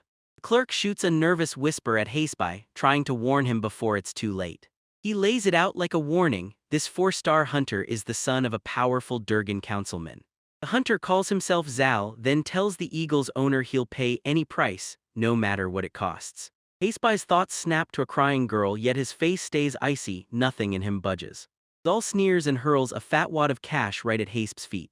He points at the cash like it's a magic key, convinced that his fortune will fix everything. But Haseby just stares down, totally unmoved by the offer. He lifts his gaze with a defiant grin and declares, loud and clear, that his prize isn't for sale. The other hunters stare in shock as Zal's face twists into pure, raging fury. The other hunters can only gawk in shock, totally stunned by how he refuses, no hesitation, no backing down. The clerk lunges in to warn him, spilling the truth that this act of defiance will crush his career before it even has a chance to begin. But Hazabai just shrugs it off. He claims he doesn't need this country, and he doesn't want the hunter title either. Zal's face twists into pure, unfiltered rage. He yanks his sword free, and right then, his patience finally snaps. Two men lock eyes face to face, and the tension in the guild hall snaps like a live wire. Then a voice blares from the crowd, begging them to stop and wait. A terrified clerk darts between them, begging with all their might to calm the whole situation down before it explodes. From a nearby window, a crowd of onlookers leans in and watches the chaos explode, Akari included. Even the guild leader can't hide it, nervous sweat pours as he realizes this has gone way too far. The clerk steps in to stop the tension, pressing Zal for the exact bits of the eagle he needs. With a cold, cutting glare, Zal declares that he only wants the beak and the feathers. Then the clerk snaps his gaze to Hazabai and demands, "Why won't you negotiate if you're not even after the whole thing?" He wrings his hands like crazy, begging the whole thing not to spiral any more out of control. Hazabai finally throws out his deal. He'll take the meat, and he wants a few of those long tail feathers too. Clerk's face breaks into pure relief as he finally realizes this deal can be struck for a fair price. And just like that, the Guildhall's tense standoff snaps shut, right in the middle of everything. The crowd can only stare, still drenched in sweat, shaken by that almost violent clash. Hazabai nods along, then declares that the association can totally take care of the beast's slaughter. Zal snaps at first but then finally caves, letting the guild run the transaction and wiping the insult off the board. At the window, everyone watching finally let out one huge sigh of relief. But Hazabai can only let out a frustrated sigh, clearly fed up with the whole mess. Zal's men crowd around him, shouting that this will bring glory back to his family. The guild leader and the clerk look totally wiped out after that brutal confrontation. The clerk thrusts Hazabai his cut of the meat and feathers, then slams a huge payment from Zawal into his hands. The clerk snaps, "Where'd Zal go?" and Hazabai answers he's passed out in the back room. Then he fires off a question about opening an account with the association, dangling that pouch of money in the air like a challenge. The clerk leans in and says, "Sure, you can pull that off in any town as long as there's a guild there." So Hazabai slams the pouch on the counter and tells the clerk to take it from there. The clerk can only freeze there, totally rattled by the audacity of that unexpected request. The clerk leans in and confirms a deposit of 27,000 rod just landed in his brand new account. But Hasabai's focus is already slammed onto a totally different request form. He bites the bullet and accepts the job, despite being only a 10-star hunter. The clerk leans in and tells him straight up, requests this ancient are usually dealt with by hunters far higher in rank. Hazabai leans in and asks the clerk if it's a job that's been collecting dust for a whole year, shocking the clerk so hard he can barely hide his exhaustion. Once the deal was done, he pushed into the unfamiliar streets of town, weaving through them like he owned the night. He strolls past a butcher shop, soaking in the sights of civilization for the first time in years like it's a whole new world. But those local stares feel like a weight crushing his chest, and all he wants is to slip away and find somewhere to hide. He edges up to a tiny shop, nerves buzzing, praying this is the one thing he's been hunting for. Inside, a hushed general store sprawls with supplies on every shelf, all run single-handedly by one lone shopkeeper. The old shopkeeper just stares on with a tired, bored look like he's seen it all. Hazabai prowls the shelves, snatching every essential supply he'll need to survive up on that mountain. He burns a big chunk of his fresh new earnings on the plain essentials he can't live without. Now that his pack is packed to the brim, he's ready to bolt, leaving civilization behind once again. He shoots one last look back at the shopkeeper, then slips out the door. Tiny, nearly invisible smile flickers across his face. He heads for the same lonely mountain range beneath the star-studded sky. Clutching his supplies and a handful of gifts, he strides through the hushed town like something big is about to kick off. He storms through the main gate, itching to get back to his lonely, cut-off home. And just like that, the lonely trek starts. He's climbing back up that winding mountain path, step by brutal step. But those mountain paths aren't empty at all. Shadowy figures lurk in the rocks with glowing eyes staring you down. Hazabai keeps trudging back through the endless snow, and every step he takes carves a lonely trail behind him. He kills the time by whistling a simple, carefree tune. A chilling melody ripped through the still, frozen wasteland, echoing like it wanted to be heard forever. But his silent journey hasn't slipped past two cloaked watchers. They lurk in the shadows, glaring at him as his loud, cheerful song sticks out like a sore thumb. Ace-Spy has no clue they're even there. The figures practically beg him to shut up, because their patients are clearly running out of patience.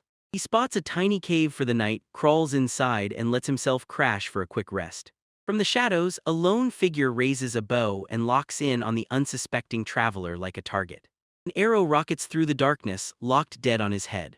But with unreal speed, he snatches the whole volley at the last second, just inches from his face. The cloaked figures can do nothing but stare in stunned silence, blown away by his insane reflexes. He's totally unscathed. Those arrows slam into the rock behind him and explode to shards. The attackers jolt in horror as they realize he's fighting them with darkness spirit magic.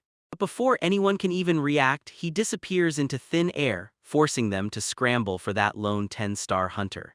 From the shadows, Hasp smirks and starts wondering what kind of report he's about to drag back to Zal. With the ambush finally wiped out, he and Yukishiro press on, blasting straight toward home. He finally bursts into a surreal clearing hidden deep inside the mountains. But when he quietly slips back, a familiar face pops up, and the shock on it is unmistakable. Akari sprints toward him, and pure relief lights up her face like it's been waiting for this moment. She hits him with a casual good morning, and for a second the desolate world almost feels normal. Ace-Spy crumpled onto a rock, breathless, and admitted that being stuck around so many people again was brutally draining. She finally asks, "Can I call you by your real name now, Kurando?" Then he drops a gift in her hands, stunning blue feathers from the mighty great blue eagle. Akari just gapes in total disbelief, stunned that he somehow bagged the beast during a boring weed-pulling job. Ace-Spy can't help wondering, was it just luck, or was that hunt insanely tough for real?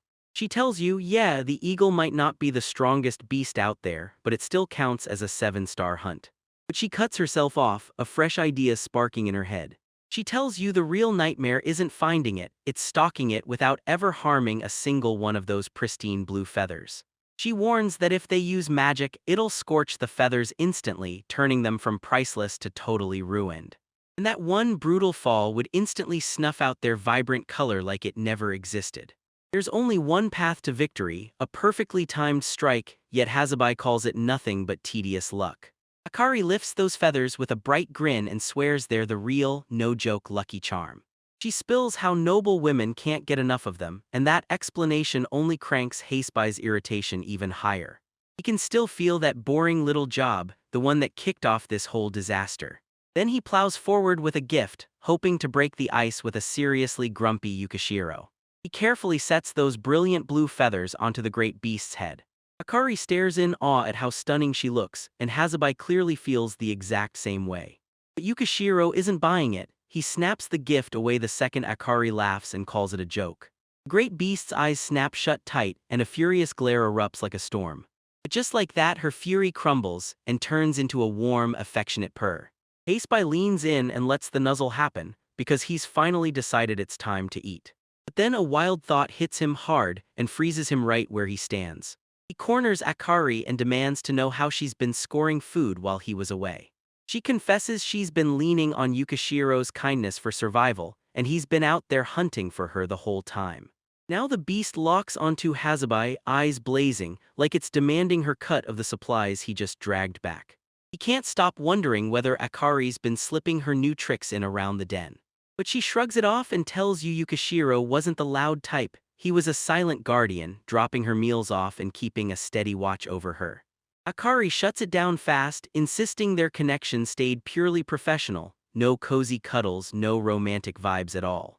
Akari blurted out a stammering question about the fluffy situation, totally rattled that she wasn't getting any affection. Ace-Spy changes plans on the spot and leads her on a tour, guiding her across a tight, stone bridge. He points straight up at the ceiling, then breaks into an excited rundown of all the upgrades he's already added to their home. With a thunderous burst of earth magic, he unleashes his power for everyone to see. Chisel in hand, he carved a perfect stone basin right out of the wall. He proudly unveils his newest masterpiece, a fully functional bath ready to go. Akari just stares in disbelief as he tells her she can pour water magic into it, then blast fire magic to heat it up. But hold on, his tour of their upgraded home still isn't finished yet. Then he whips her over to the stone toilet and tells her it's been rebuilt just for Yuki Shiro's use. With no paper in sight, he shrugs and throws out water magic, and Akari is left completely speechless. He drags her deeper into the den, demanding she keeps pace. Akari's eyes blow wide with pure shock at what hits her next. A huge cavern becomes his pantry, stuffed to the brim with preserved carcasses from countless beasts. She spots the horned white bear, an absolute beast all on its own. Right beside it, a massive horned mountain sheep hung there too, just one more savage trophy from his endless body count. She fires off names of beasts she's never even laid eyes on, and the sheer variety leaves her completely stunned. Akari leans in and says, "These are the 2-star and 4-star magical beasts they hunt by the thousands." Haseby leans in and quietly asks if someone like Zal, just a hunter, can even pull off a feat like that. She admits it's straight up impossible to expose that Zal's rank is inflated, because his real skill actually sits closer to a 6-star hunter. Haseby stared at the man's fancy pot and realization hit: what looked incredible was really just a beautiful, useless thing. Akari's face snaps to sudden realization. She links his trouble in town straight to the arrogant hunter Zal. Haseby calmly nods and admits it: he got into a scuffle with the guy over one simple gift. Akari's frustration only burns hotter from the explanation. Her face tightens and a quiet rage starts to simmer like fire under stone. Haseby feels that brutal chill in the larder and decides right then to drag her out. He jabs a finger toward the pitch-black corridor and tells her, "Last stop, there's one final room waiting." In this last cavern, he tells you it's his private workshop and lab, where he builds everything he dares to invent. As they step inside, he clocks it instantly: Yukishiro has always despised the stink of this place. On the floor, a massive ancient magic circle sprawls out, hinting at the real, terrifying truth behind his work.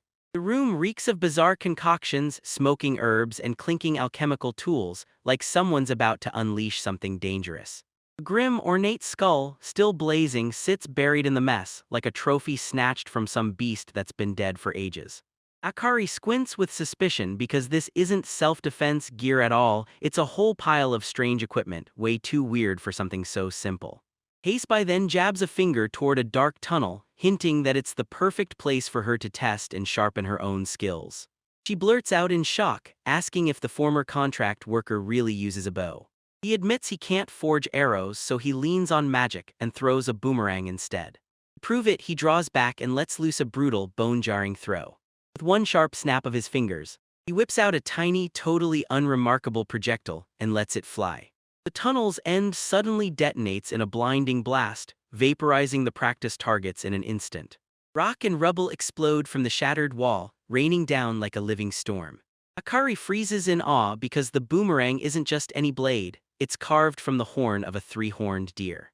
Haseby leans in and asks if the creature is famous, remembering how Maxime had brought it up earlier. She tells him how her people used to track them down in the old days, hunting them for every single horn. That beast is a terrifying 6-star monster, but you barely ever see it because it lairs in the coldest corners of the world. He can't help but stare in awe at how deep his knowledge of this world goes. Akari looks totally flustered when that praise hits her out of nowhere. She tells him she spent 6 whole months at an academy, soaking up the language and the basics like a non-stop training montage.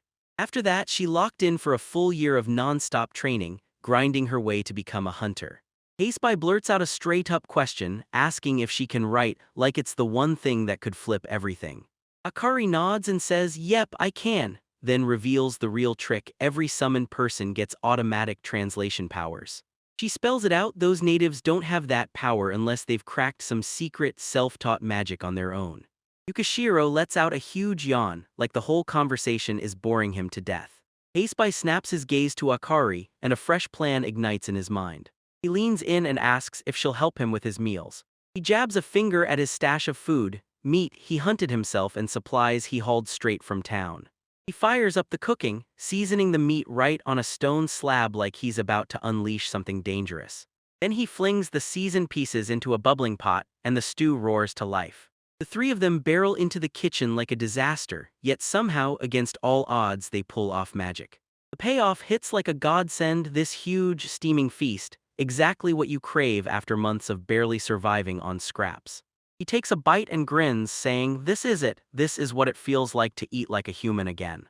Akari just freezes on the spot, stunned speechless by how one simple line from him somehow hits like a thunderclap. She's stunned he can cook, but her real worry is the insane amount of magic he's pouring into it. She basically tells him, "Your magic isn't just strong, it's leagues beyond any normal person." He tells me he used to recharge his magic overnight like clockwork, but now he has to run the whole process twice to get it back. According to his grimoire, this is the proof his magic power has surged higher than ever.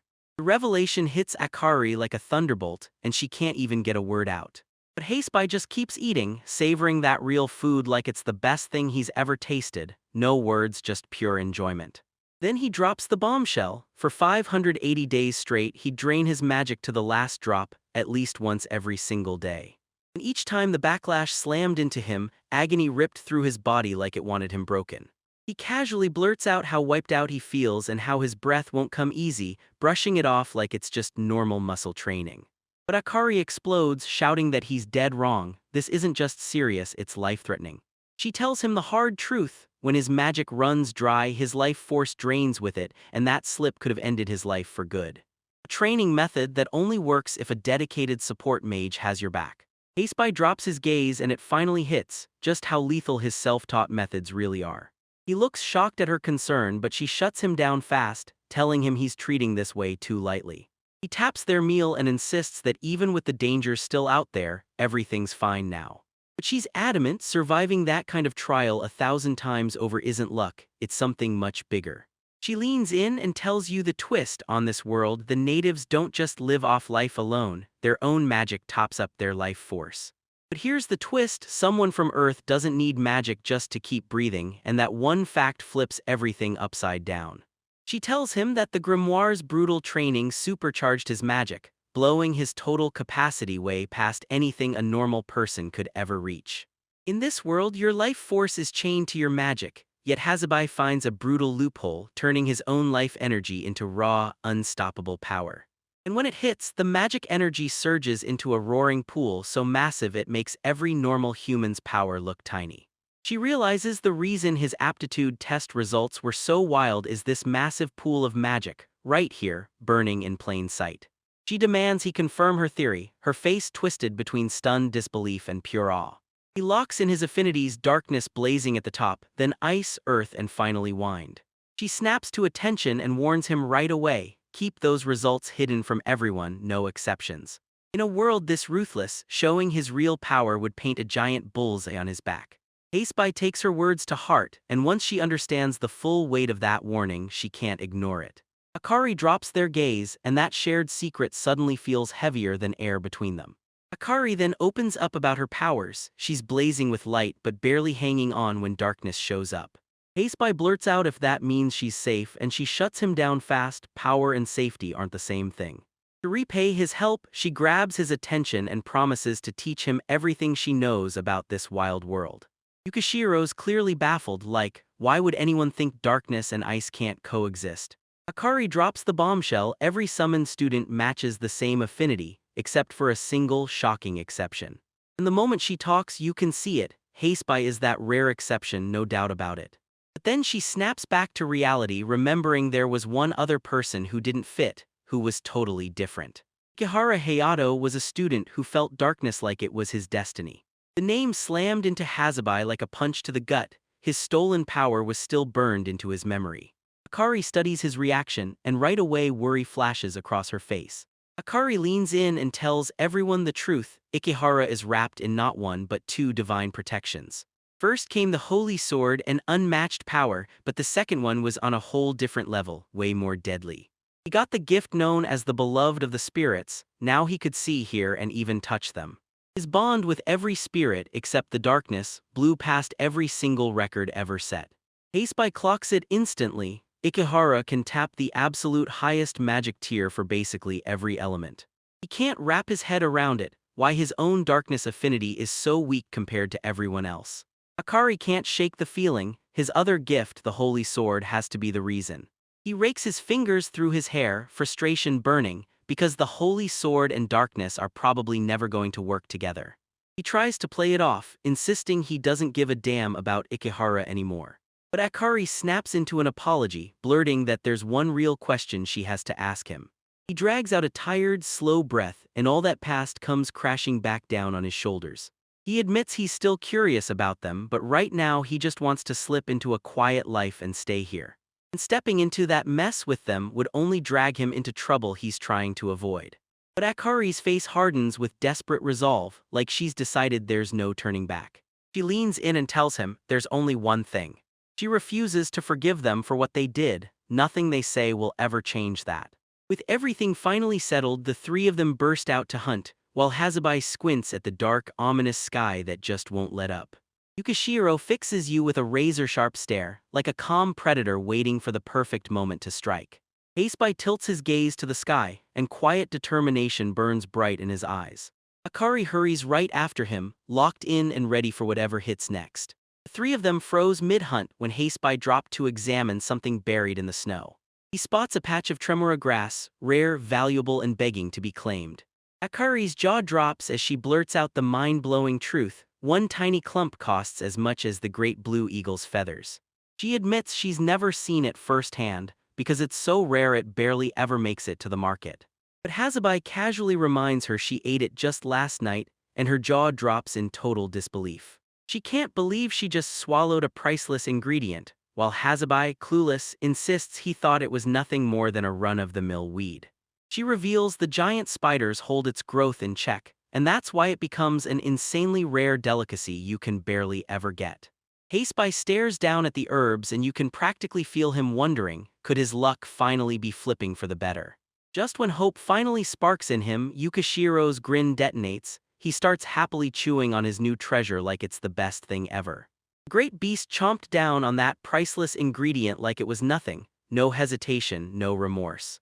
Hazabai can only stand there helpless as the beast keeps gnawing on those priceless herbs. He drops to his knees, utterly crushed by the creature's mindless appetite. Akari just grins and tells them, at least the wind's on our side. As they stare out at the world ahead, she spots it at last, snow's finally starting to fall. But that snowfall hits her like a sucker punch. She's completely thrown off. She shoots her hand out and freezes when she realizes the flakes aren't even drifting down. Yukishiro unleashes a sudden, furious roar that rips straight through the silence. From the ground up, a violent vortex of ice and snow suddenly spirals around them. Hazabai yanks her to safety just in time, because those aren't snowflakes at all, they're furious ice spirits seething for her. Right then, Akari's power erupts, flooding everything in a violent red glow like the world's gone hostile. Akari's stomach drops as she realizes the spirits are starting to tear through the veil and take a real, physical form. Hasp's face tightens, and the moment he realizes the real danger they're staring down, his expression hardens. From the savage swirling storm, a nightmare monster rips into the world, plainly the single, ultimate evil this place fears. A cursed calamity rises from spirits who stole magic but crashed their minds. Now a monster stalks the world, devouring every living thing in its path. Hazabai leans in and asks Akari if she can use holy magic, the only thing he's ever read that can shut it down. She swears she can do it but admits she'll need time to prep the spell first. He tells her that he and Yukishiro will cover her time, then pushes her to find a safe spot, right now. A ferocious monster lunges at an enemy like it's hunting the whole world, and suddenly everyone's forced to sprint for their lives. The three of them burst into motion, dodging the creature's brutal opening strike as they scatter in every direction. Yukishiro draws her massive claws in one brutal motion, charging straight into the nightmare without flinching. A monstrous spirit launches forward like a living storm, fueled by nothing but mindless rage. But Yukishiro crashes into her charge with a furious roar that hits even harder. She drives her fangs straight into the creature's icy flesh, ripping off a huge chunk of its body like it's nothing. The damage barely phases the mindless beast at all. Hazabai slams the earth into motion and traps the monster inside a brutal cage of jagged stone. He roars at Akari that they finally managed to halt its advance. She calls back and tells him, just give me a little more time. But then boom, his confidence cracks and shatters in the blink of an eye. The creature's chest hole starts swirling with dark, hateful energy, like pure evil coming alive. Panic claws across Hazabai's face the second he realizes what he just messed up. But Yukishiro's brutal counter slams the monster's attack to pieces. She darts through the battlefield, a flash of white fur and raw, untamed rage. She She sank her fangs deep into the creature's icy flesh, and the cold bit back. The great beast clamps down even harder, refusing to let go of its helpless prey. Spotting his opening, Haseby lunges in from behind the distracted monster. He braces hard, gripping the moment, then he's about to unleash a devastating attack of his own. A blinding flash of light detonates from his hand. He slams his fist deep into the creature's back. He clenches his teeth and dumps every ounce of his power into that one last, desperate strike. The creature's eye spins with a storm of dark, chaotic power. But Haseby's strike lands, his last-ditch gamble finally connects with the mindless beast. At the exact point of impact, a blinding burst of brilliant light explodes outward. Then the monster gets totally erased, obliterated in a blinding, earth-shaking explosion. The smoke starts to thin after the blast. Fresh nightmare tears open the frozen ground, thorny tendrils burst out like something alive. With her spell finally primed, Akari raises her blazing, glowing bow. She rockets ahead, straight into the new threat, holy magic already sparking as she's ready to unleash it. But Haseby crumples to the ground, the backlash from his own attack smashing him past the breaking point. He coughs up blood, and the same power he used to save them wrecks his body from the inside out. The monster's icy shell is cracked to pieces on the ground, shattered like glass. But her holy magic doesn't just freeze the air, it hardens into a massive, solid block of ice. Akari screamed his old title at the top of her lungs, and pure panic flooded her voice. After a while, the mountain range finally falls quiet again. Safe inside their den, they finally feel the battle's shock hit them. Haseby's eyes flicker open, but his body still aches like it's been torn apart. He spots Akari and Yukishiro posted there beside him, standing guard in deadly silence like they're waiting for his next move. She grabs his attention and warns him to stay awake, because his arms and jaw are shattered. He opens his mouth to talk and she snaps, warning him that his face bones are still shattered to pieces. She drops her apology and admits the truth. When he was out cold, she could only pull off basic first aid. But she tells him that at last, she's ready to start the real treatment for good. He sprawls there totally shattered while she explains she had to pin him down just to stop him from getting hurt any worse. She even had to wrench his jaw out of place, knowing if he clamped down again, his teeth would have snapped from the agony. As Akari talks, a memory of Maxime crashes into view and it's revealed this healing magic is his true specialty. With a determined grin, she declares, "All right, let's start." She demands he accept her power, because his consent is the only thing that lets that accelerated healing actually kick in.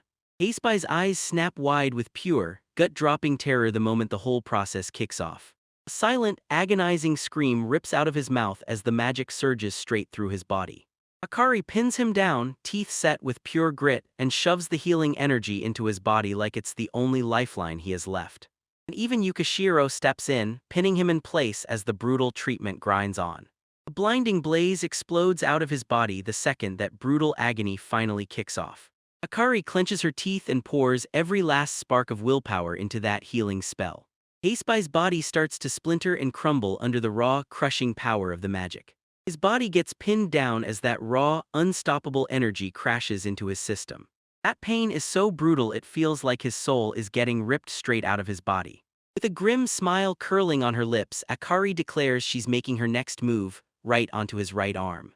Magic tears the armor away and lays his shattered forearm bones bare, only to have the damage stitched up in a snap, perfectly seamless. Her eyes blaze with a wild, manic fire as she announces she's reached the final part. With one more gut-wrenching scream, she starts to mend his left arm piece by painful piece. His agonizing screams ripped through the entire mountain range. He sprawled there, utterly drained, while Akari wipes the sweat off his brow. She grins with relief and tells him, "The worst is behind us, but you're going to spike a fever tonight." He opens his mouth to explain, but she cuts in fast, telling him he's going to be okay. He's left with nothing but one question: what the hell happened to that monster? The question drops out of nowhere, and it totally leaves her frozen, caught completely off guard. She tells him that once she sealed its head, she made sure the job was finished. No loose ends, no trace left behind.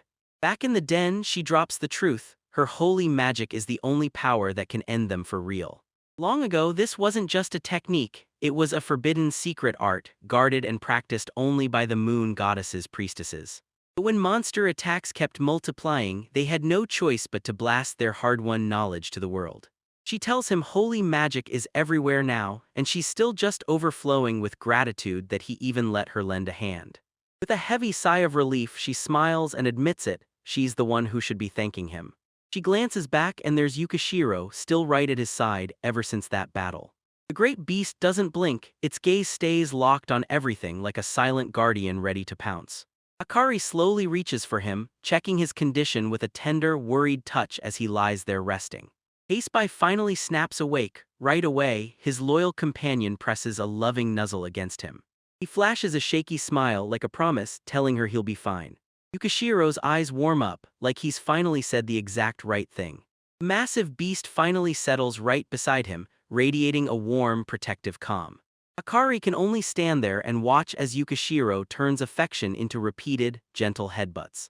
Yukishiro then thrusts a bizarre, shield-like object into his hands, right out of the battlefield. Akari tells them that once the monster was finally wiped out, everything else, was all that was left behind. She finally admits it. Yeah, she's heard rumors about stuff like this, but this is the first time she's ever laid eyes on it. She hands Aceby a brand new tool, one meant to help him guard himself for whatever comes next. He can only stay there, eyes fixed on nothing, crushed by the heavy weight of his injury as it haunts his thoughts. Yukishiro nuzzles him with her snout, soft but insistent. It offered him a gentle calm that tugged a small, real smile onto his face. Akari watches, breath held, as the man and the magical beast share a heart-melting moment. She cornered Yukishiro and demanded to know, was it her guilt, blaming herself, that kept her from protecting him? A sudden, gut-punching jolt of realization slams into Akari's mind like lightning. Akari gets smacked right in the face by a fluffy tail because Yukishiro, looking absolutely furious, launches a playful attack. Days start to crawl by in the silence of the frozen mountains, like the whole world is holding its breath. The sun sinks and the bitter cold starry night crashes down over their lonely little home. But inside the den, Aceby sits there by himself, drowning in pain and worn-out exhaustion. A ruthless fever slams into his body, the brutal aftermath of life-spirit magic still chewing him up from the inside. He can't help but wonder if this is some brutal Maxim-style training trick made to crush him. He slumps on the edge of his bed, too drained and weak to lift a single muscle. With a pained groan, he yanks himself upright, then his legs instantly collapse under him.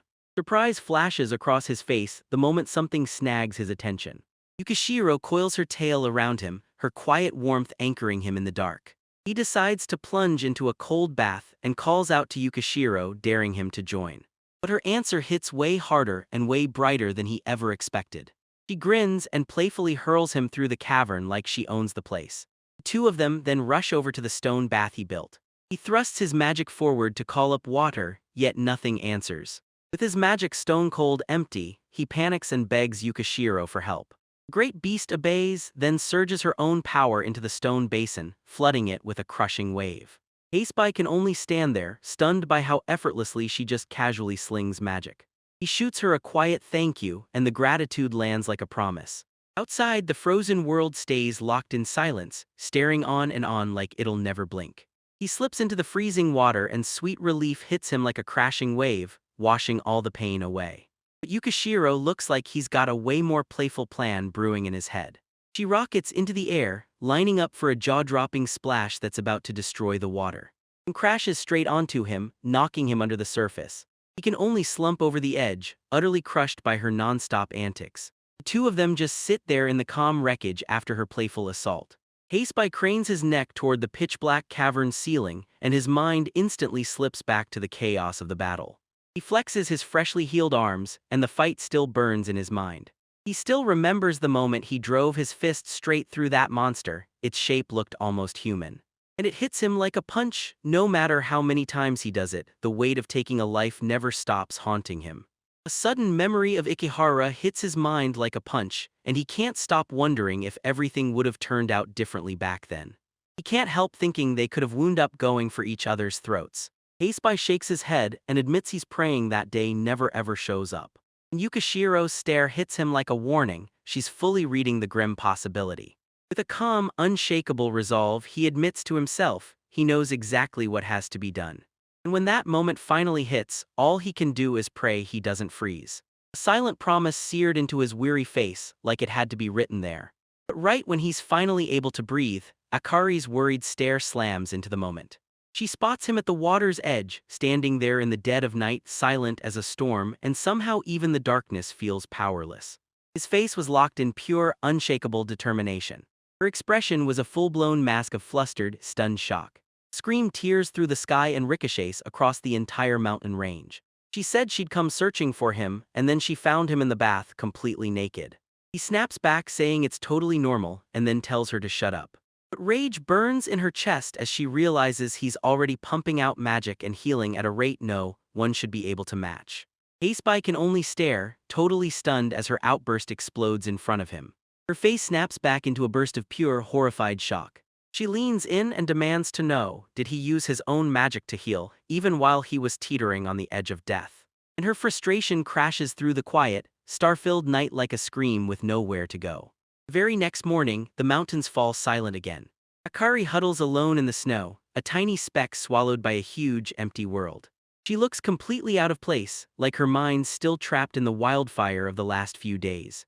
Hasebai bursts out of the den and declares that he's heading right back down the mountain. She jerks her gaze upward in shock, then asks him, does he need her to guard their home again? She snaps up off the ground, eyes sharp, demanding to know what in the world he's thinking. She snaps the truth into his face. Just yesterday, he was teetering on the edge of death and his bones were smashed to pieces. But Hasebai stays cool and tells them straight up that a monster has shown up, so now he has to report it. Just the thought of the creature's attack freezes her in place, stunned, breath caught, and completely unable to speak. She tells him the monster doesn't reproduce at all, one alone can gulp up nearby spirits and multiply from there. Once their numbers swell, they turn into an unstoppable horde, and they smash straight into every living thing. A horrifying calamity hits the world, people call it the monster stampede. Haspe just says he's going to report it, and Akari is left totally stunned. But she lunges for his bag, gripping it with all her might to keep him from walking out. He snaps his head back, stunned and confused, while she begs him, over and over, not to leave. She begs him to hear just one last request before he charges back into that danger. She demands that he master holy magic before he even dares to descend the mountain, because he took down the monster without it, and now she refuses to let that be luck. But Hasebai won't buy it. He thinks the magic is way too simple, and he refuses to trust a single soul to use it. Akari tells them the magic only works if you truly believe in a pure, untouched existence, like a holy spirit born from that faith. She says nobody can really explain the magic gap between a holy spirit and an ordinary one. And because it actually works, people have trusted this method for over 500 years, no arguments, no doubt, just results. So the carrier steps in and promises to show him right then and there, an example, a full-on demonstration of the magic. She kicks off the lesson, and her hands flare with a gentle holy glow. Day after day, they train like their lives depend on it, all while the mountains loom in ruthless silence. Night after night, he keeps learning beneath the chill, star-packed sky. She breaks down how to weave holy magic and spirit magic together like it's a deadly, divine duet. After 3 brutal days of training, the moment has finally arrived. Hasebai turns to go, clutching the monster's shield like a prize he just stole. He shoves his grimoire into her hands and tells her it'll keep her busy long enough. Akari grabs the book and shoots him a soft, heartfelt thank you, trusting him like she really means it. But she won't let it go. She demands he get real armor, terrified that the next time he might not walk out alive. Akari flashes a bright smile and waves him off, swearing she'll hold the fort while he's away. Hasebai fires off a last round of instructions to Yukishiro, then slips away, trusting her to take over the den. Before he even catches his breath, he's back in the fortified town, charging straight for the Hunters Association.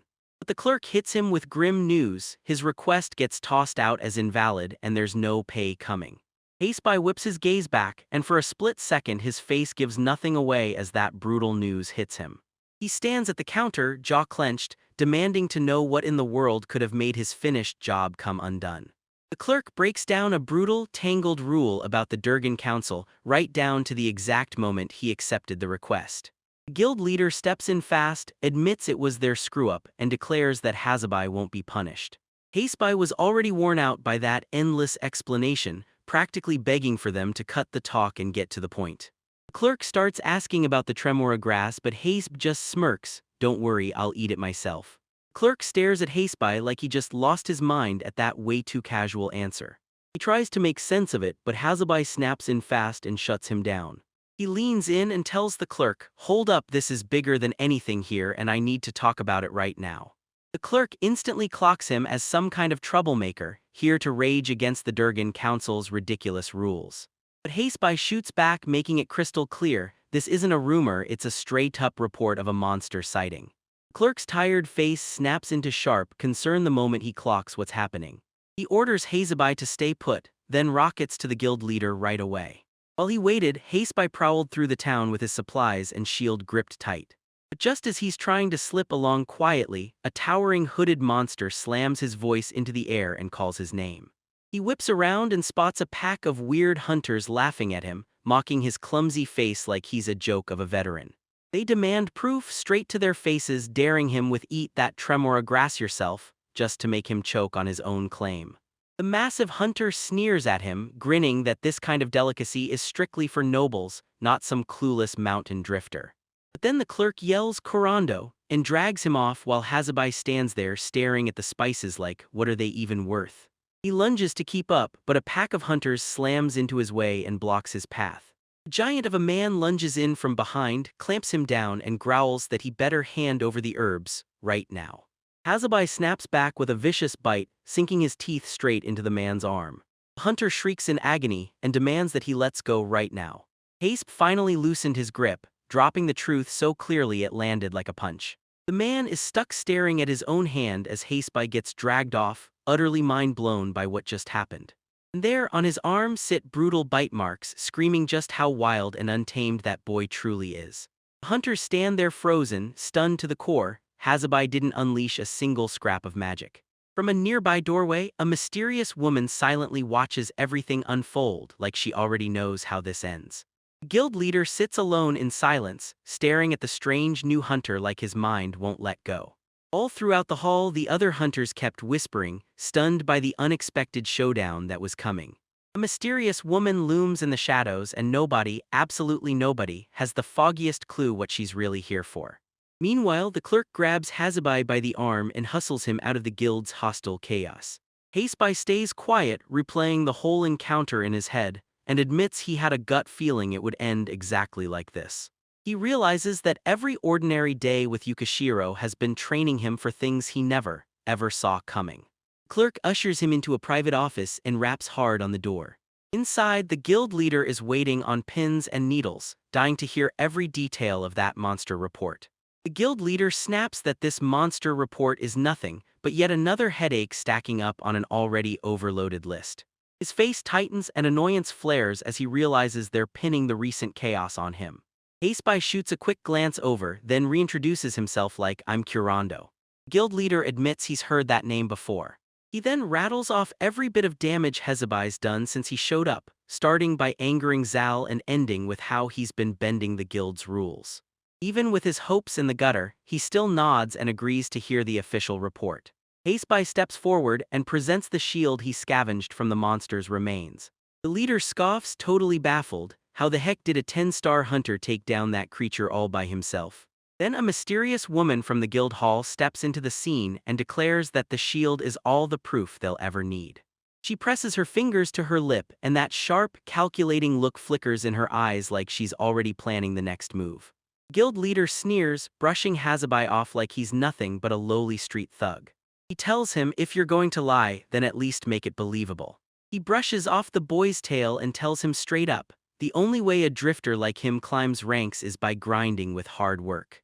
A wild, almost manic grin suddenly cracks across his face. He tells them straight up, with the hunters thinning out fast, they're desperate for a guide right now. He rages at the so-called hero, blaming him for every hunter who never made it off that mountain. Haseby can't help but blurt, "Okay, but what does all this even have to do with me?" The leader snaps that without a real guide, they can't even treat his monster report as a legit request. Haseby's already shut this conversation down, he's done chasing Hunter's title, and he couldn't care less anymore. He turns to slip out, then bam, the guild leader and that mysterious woman are waiting right there behind the main counter. Haseby craned his neck, staring up at the towering woman, her sheer presence swallowing him whole. She steps up and calls herself a 4-star Rite of Vargin, then declares she's bringing him under her wing and molding him as her hunter. The guild leader bursts into relief and welcomes her with open arms. Hirata shoots back a warm, confident smile. But Haseby can only stare, utterly baffled, watching everything unfold like he's trapped behind glass. Then she whips her focus right back to the guild leader. He leans in, eyes locked on her, and that sudden worry hits. What on earth could she want? With a quick glance at Haseby, she boldly announces she's taking the rookie. Guild leaders twist with sheer, unfiltered terror. Haseby's mind reels. This reaction only doubles his confusion and worry. The guild leader panics and fights back, insisting she's got her own duties she can't just walk away from. He keeps insisting that someone with her caliber is pure gold, and that her skills would be wasted on some green rookie hunter. But Iida just claps her hands and shuts it down like it's over for good, not even pausing for a second. She spins to go, snaps at Haseby to follow, and he can't stop wondering what mess he just walked into. Pure annoyance flashes across his face. His quiet life is already starting to slip right out of his hands. The guild leader can only stare, trapped behind a mask that screams defeated frustration. Then a tiny smile flickers across Haseby's face. He decides to follow him, just to find out exactly where this wild thing is headed. She strides through the jam-packed tavern, and the moment she's in view, every hunter's eyes snap to her like magnets. The whole room hums with a reckless blend of excitement and pure nerves. In this guild, Erite of Arjun isn't just known, he's a living legend, the kind people whisper about like myth. Harada drags Haseby straight to the bar, letting a silent dare hang in the air for the rookie she just claimed. She doesn't say a word, she tilts her mug and sinks into a long, deep drink, chugging the whole thing in one jaw-dropping gulp. She slams the empty tankard onto the table, daring the bartender to bring her another round. The other hunters in the tavern explode into cheers, like they're used to her wild antics by now. She whips around to Haseby with a knowing smirk, like she's silently daring him to come closer. He can barely hold his own in the chaos, standing there completely out of place in the rowdy tavern. Harada's eyes cut like blades, silently sizing up the boy she's chosen to protect. Haseby stared into his mug, feeling her gaze heavy on him while the guild's noise crashed in all around. With a shaky gulp, he finally raises the cup and drinks, like the smallest surrender in this totally new, terrifying world. The other hunters grin knowingly, watching everything unfold with pure, cheerful confidence. But their laughter snaps off fast, and nervous sweat pours out like a warning. As Haseby starts to pour out the drink he was handed, tension spills with it. Every single person in the tavern seems to freeze, like the whole place just stopped breathing after his social blunder. He leans in and tells the writer, "I'm not touching anything that's strong, no way, no how." She just muses that the way a drink tastes changes depending on what's churning in your mood. You only learn to truly crave a great drink once you earn that taste. Haseby just stared blankly, like her words sailed clean over his head. He can only toss out a shaky, half-hearted promise that goes nowhere. Still clueless, he just shattered an ancient hunter's tradition. She pops in with a name, Erite of Arjun, and flexes that she's a 4-star hunter for the giant race, then admits she can't stand boring, slow, tedious stuff. Haseby shrugs and blurts out his rank and race, then tells her, "Call me whatever you want." And just like that, his very first lesson kicks off inside the massive, towering halls of the Hunters Association. Erite leans in and asks the flooded with stress rookie, "Got any questions for your new guide?" Haseby can't help but blurt out the same question, why would she even pick him to be her mentee? She just straight up said, "I'm qualified," while leaving him with nothing but empty hands. Her logic is so straightforward it barely even touches the confusion eating away at him. Iida takes another swig and shoots right back, calling him a total troublemaker.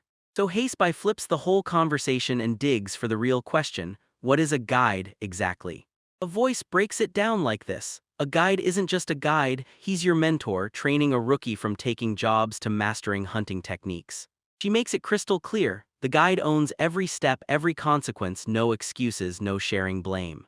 It's a concept that leaves Haseby totally stumped, like his brain just can't lock onto it. Just when he starts to learn, the very same hunter who attacked him earlier slams back in and cuts the lesson short.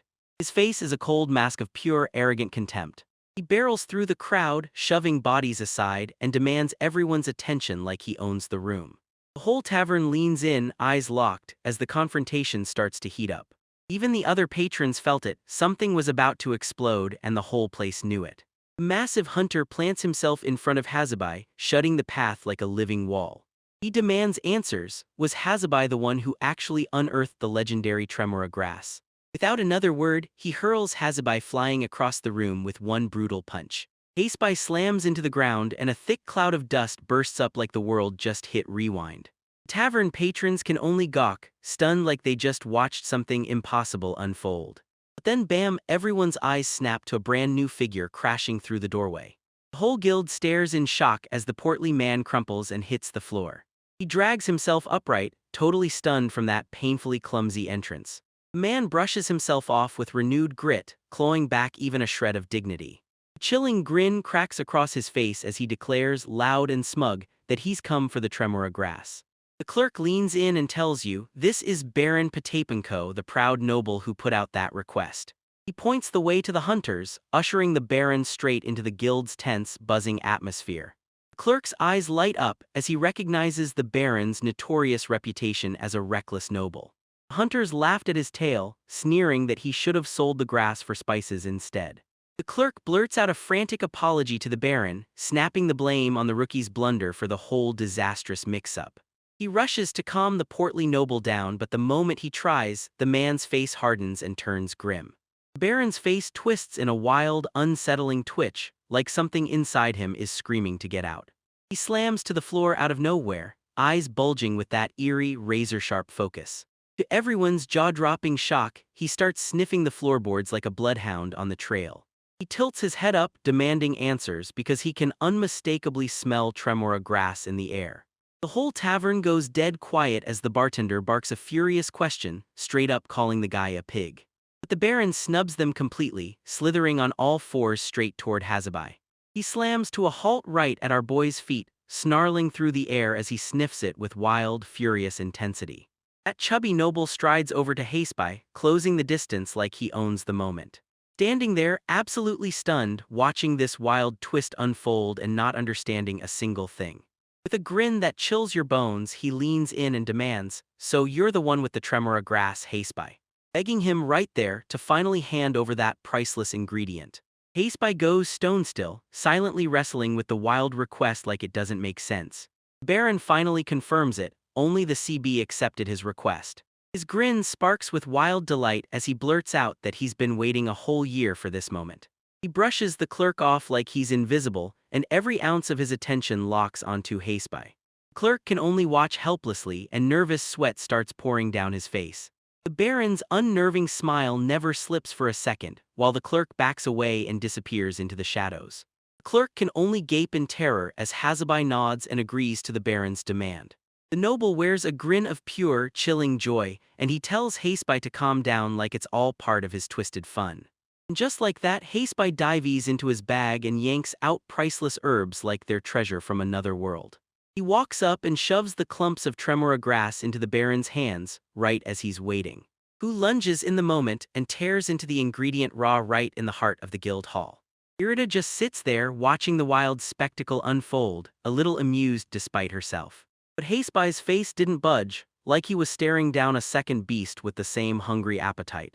The Baron chomps down messily, grinning as he savors every last bite of that rare delicacy. His face breaks into pure, unfiltered bliss, like everything in the world is finally perfect. Herida's eyes stay locked forward and the warmth in her face dies, leaving only a cold, unreadable stare.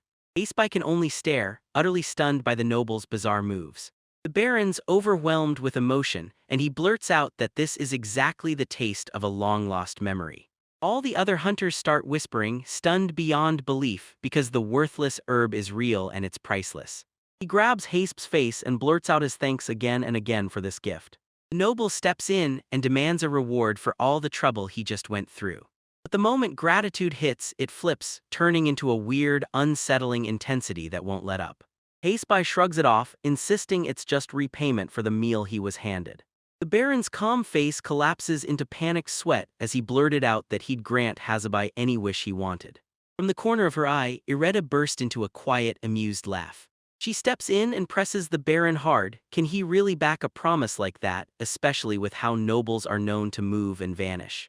Hasp can't even wrap his head around the idea of nobility at all. But the Baron stands tall and proudly declares he runs the whole house. So Hasp leans in close and murmurs a low, urgent suggestion straight into the man's ear. He can't stop thinking, will his gutsy request finally shove that guy over the edge? Baron's expression suddenly ignites with excitement as he finally sees the brilliance of the idea. He wrestles with it, and the weight of that decision makes sweat pour off him. Honestly, a hunter's motives never line up that neatly. The Baron straight up admits that even for his family's treasure, the cost might be way too brutal to pay. So Haspe steps up and hands over another chunk of that priceless herb like a bold peace offering. The noble finally breaks, admits he's been beaten, and signs on to Hazabai's terms.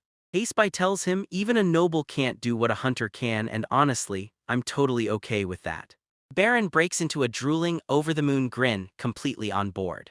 Then he snaps his order to the clerk: bring him a pen, a stack of paper, and a desk right now. The nervous clerk can't stop wondering what in the world is about to happen next. He snatches the requested items and follows through fast. As the Baron starts to write, the clerk can only stare, totally crushed by the sheer weirdness of what he's witnessing. The noble proudly unveils the finished document, declaring it's a family treasure, and it must never ever fall into the wrong hands. To seal the deal, Haspe hands over the final stash of those priceless herbs. He carefully tucks the tremora grass into a tiny pouch. Once the deal was sealed, the Baron pointed at Haspe and sent him straight toward home. Then the clerk hustles the portly noble out of there, and at last, whatever weird deal this was, it's finally over. With a bright, happy wave, the Baron shoots the hunters of the guild a sweet goodbye and vanishes the moment their path parts. As he strides away, the crowd whispers about the fallen noble, his broad back cutting through the noise like an orc. Back at the bar, Irida leans over and stares down at Haspe. He looks totally shattered by everything that just happened. She points out that for a guy running an ancient noble house, he's weirdly easy to bargain with. But Hazabai suddenly trips, his body lunges forward out of nowhere. Irate's face flickers with shock as his sudden move explodes out of nowhere. He tumbles forward face first, and his balance fully deserts him. She's frozen in place, just a stone-still, unimpressed statue, while he crumples against her, breathless. She lets out a weary sigh, realizing he's not used to the drink, and he's completely lost control of himself. Haspe blurts out an apology, admitting he's never been good with all this attention. Irida just straight up asks what he pulled off in his deal with the Baron. Haspe lifts his gaze, and his thoughts are still foggy, like he's just snapped out of a dream. He drops the bombshell that someone handed him the original text for autonomous magic ***, a family heirloom passed down like treasure. Irida leans in and tells you this power is older than spirit magic, an ancient force that once ruled the world. It lets you cheat the world for a little while, but you'll have to pull off brutal, complex rituals and rely on enchanted gear. Since it costs a fortune and eats up endless time to learn, only a tiny handful ever managed to master it. Before spirit magic ever took over, this power carved out the throne, cementing the nobles and royalty as absolute rulers. Even today, certain old noble clans and mages still guard this power like a treasure, handing it down from generation to generation in secret. Irida lets out a quiet chuckle, instantly wondering if the document he got is even the real deal. Hasabi admits he can't promise the document he got is even real. But any writer worth their pen knows that landing on a power like that is a dangerous gamble, and one they're ready to take. She needles him, smirking that he'll be guffawing all the way home, still stuck on that gluttonous Baron's feast. Haspe basically shrugs and says, "I'm not smart enough for those complex schemes," and honestly, he's totally cool with that. For him, it's the same story, until this time. It finally feels like he's struck the rarest, best deal, like the first real win he's had since landing in this world. I scribble a grin, letting him know he's no ordinary rookie, then I lean in and ask if he's clocking in today. But Hazabai waves him off, saying that drink is way too strong, especially on an empty stomach. She rips into him as pathetic, but even she admits the alcohol is probably more than a mere human can handle. Irida just bursts into laughter while Hazabai sits there, silently wishing he'd never been the one she made drink in the first place.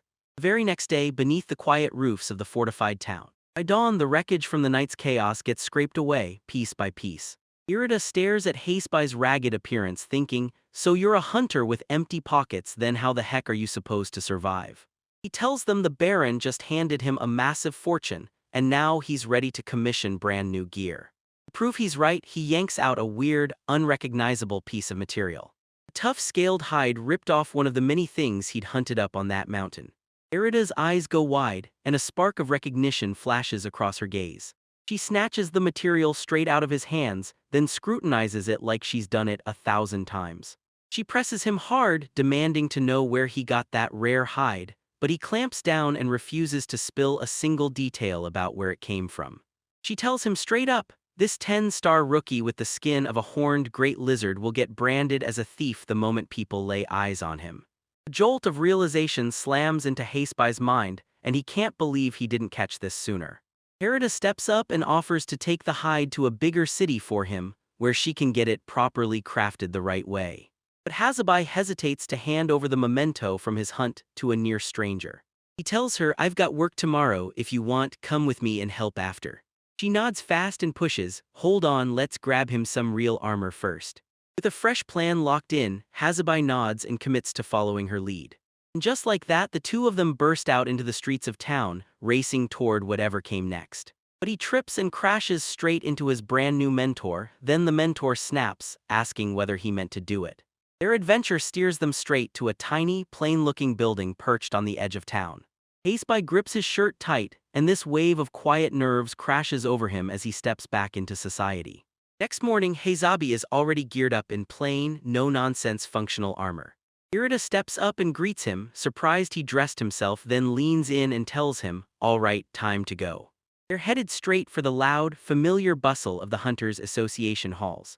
Inside, they spot the usual crowd packed tight around the request board, like everyone else waiting for their next chance. Ireda stares at the board and realizes it's all trash, just endless weed-pulling requests, nothing even close to a real job. She tells her that in a place like this, the association doesn't wait for rookies, it writes the requests itself. Haseby gets it, this isn't real combat at all, just training drills for fresh hunters. With the board offering zero excitement, Ireda sharpened her focus and marched straight for the main counter. But just as they push forward, a sharp, well-dressed hunter steps in their way and Ireda snaps into a respectful, formal greeting. He stands there with a confident, borderline smug grin, like he owns the room and everyone in it. Ireda snaps that she's not thrilled at all with the title he's throwing around. The man cracks a grin and introduces himself as Zal, the same arrogant hunter who caused the eagle incident. Ireda just blurts out, so what do you want with us? He blurts out that he's on a mission to rank up, then pushes the idea that they should team up and hunt those giant spiders. But Ireda cuts in fast, saying the job was asking for a 3-star hunter, not some 4-star. Zal's own man blurted that they could just accept the request and keep it anyway, an obvious smack in the face of the rule's whole point. Zal smirks, totally sure that the association can bend its own rules for him. Haseby watches the whole exchange like it's nothing, face cold, eyes unimpressed. His mind snaps back to a conversation with an older man, who's clearly dangling some kind of payment in front of him. Outside, the other hunters whisper and scoff at the idea of going after a vagrant, swearing it's pointless and a total waste of time. Irida leans in and asks if he's really forgotten what it feels like to be a rookie, before the guide ever showed up. Zal scoffs and says a vagrant is a whole other story, no one would ever waste their time on someone like him. With a smirk, he tells them straight up, the locals have lives to live and they've got zero time to waste on outsiders. He says the association is putting itself first, and anyone who doesn't belong is going to get shoved out soon enough. His expression sharpens, locking onto that thinly veiled threat. She leans in and tells him straight up, she's nothing like the others he's ever had to handle. Zal's man snorts and says a 3- or 4-star hunter can't stand a chance against them. But Arita's legend shows up before she does. Across other towns, people whisper Arita Vargan, the wasp, like it's a warning. A legend who's trained countless hunters and a spear-wielding warrior who chops down monstrous beasts like they're nothing. Zal smirked and said that if the wasp showed up in their town, she'd have to kick off a massive hunt to protect the Durgan name. But Hireta just shuts her eyes and says, flat out, she can't abandon the duties passed down by her predecessors. She straight up offers a formal apology, but then she steps right back into her role as a guide because that responsibility comes first. And right there she tells Zal to stop dreaming, he's gonna have to find someone else to do the hunt. The arrogant hunter is left totally stunned when she flat out refuses him. He storms off, yelling that the wasp can do whatever she wants with her new vagrant. He pushes through the crowd like a storm and just leaves Areta and Hazabai standing there, staring as he disappears. She tells Hazabai straight to his face that some people can't stand it when a woman actually succeeds. The other hunters' murmurs turned into shock, because Zal backed off that famous giant race veteran way too easily.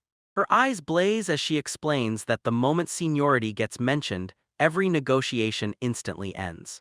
As they storm off, she can't help but think their next negotiation won't be nearly as civilized. The story snaps to the guild leader's office where he's hunched over papers, dissecting every document like it's the key to everything. But then the moment he's getting things done, Zal and his crew smash into the room and rip the whole thing to pieces. They crowd up to his desk, and their presence instantly swells the whole little office.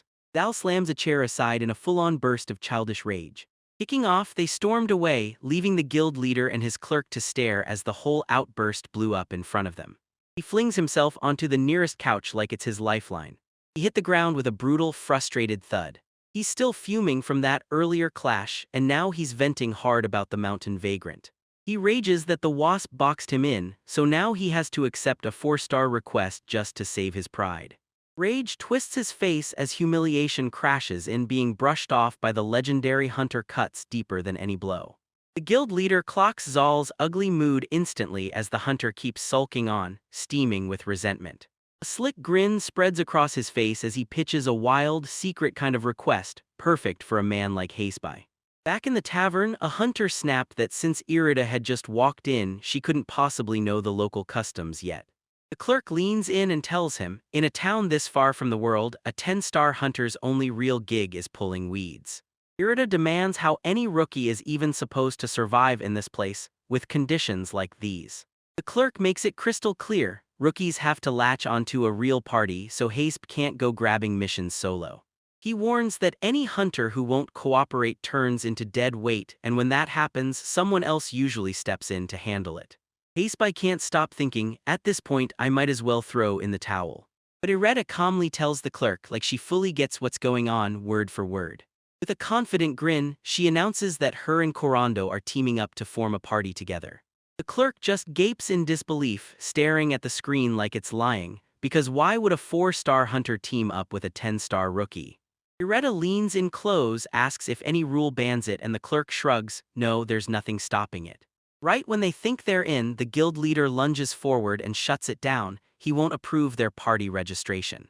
Irada challenges him, fully aware that the association has zero power to decide something like that.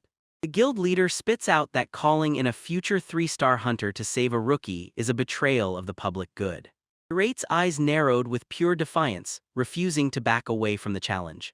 So the leader throws out a compromise. Since the association already cooked up a request for the rookie, there's no need for a party.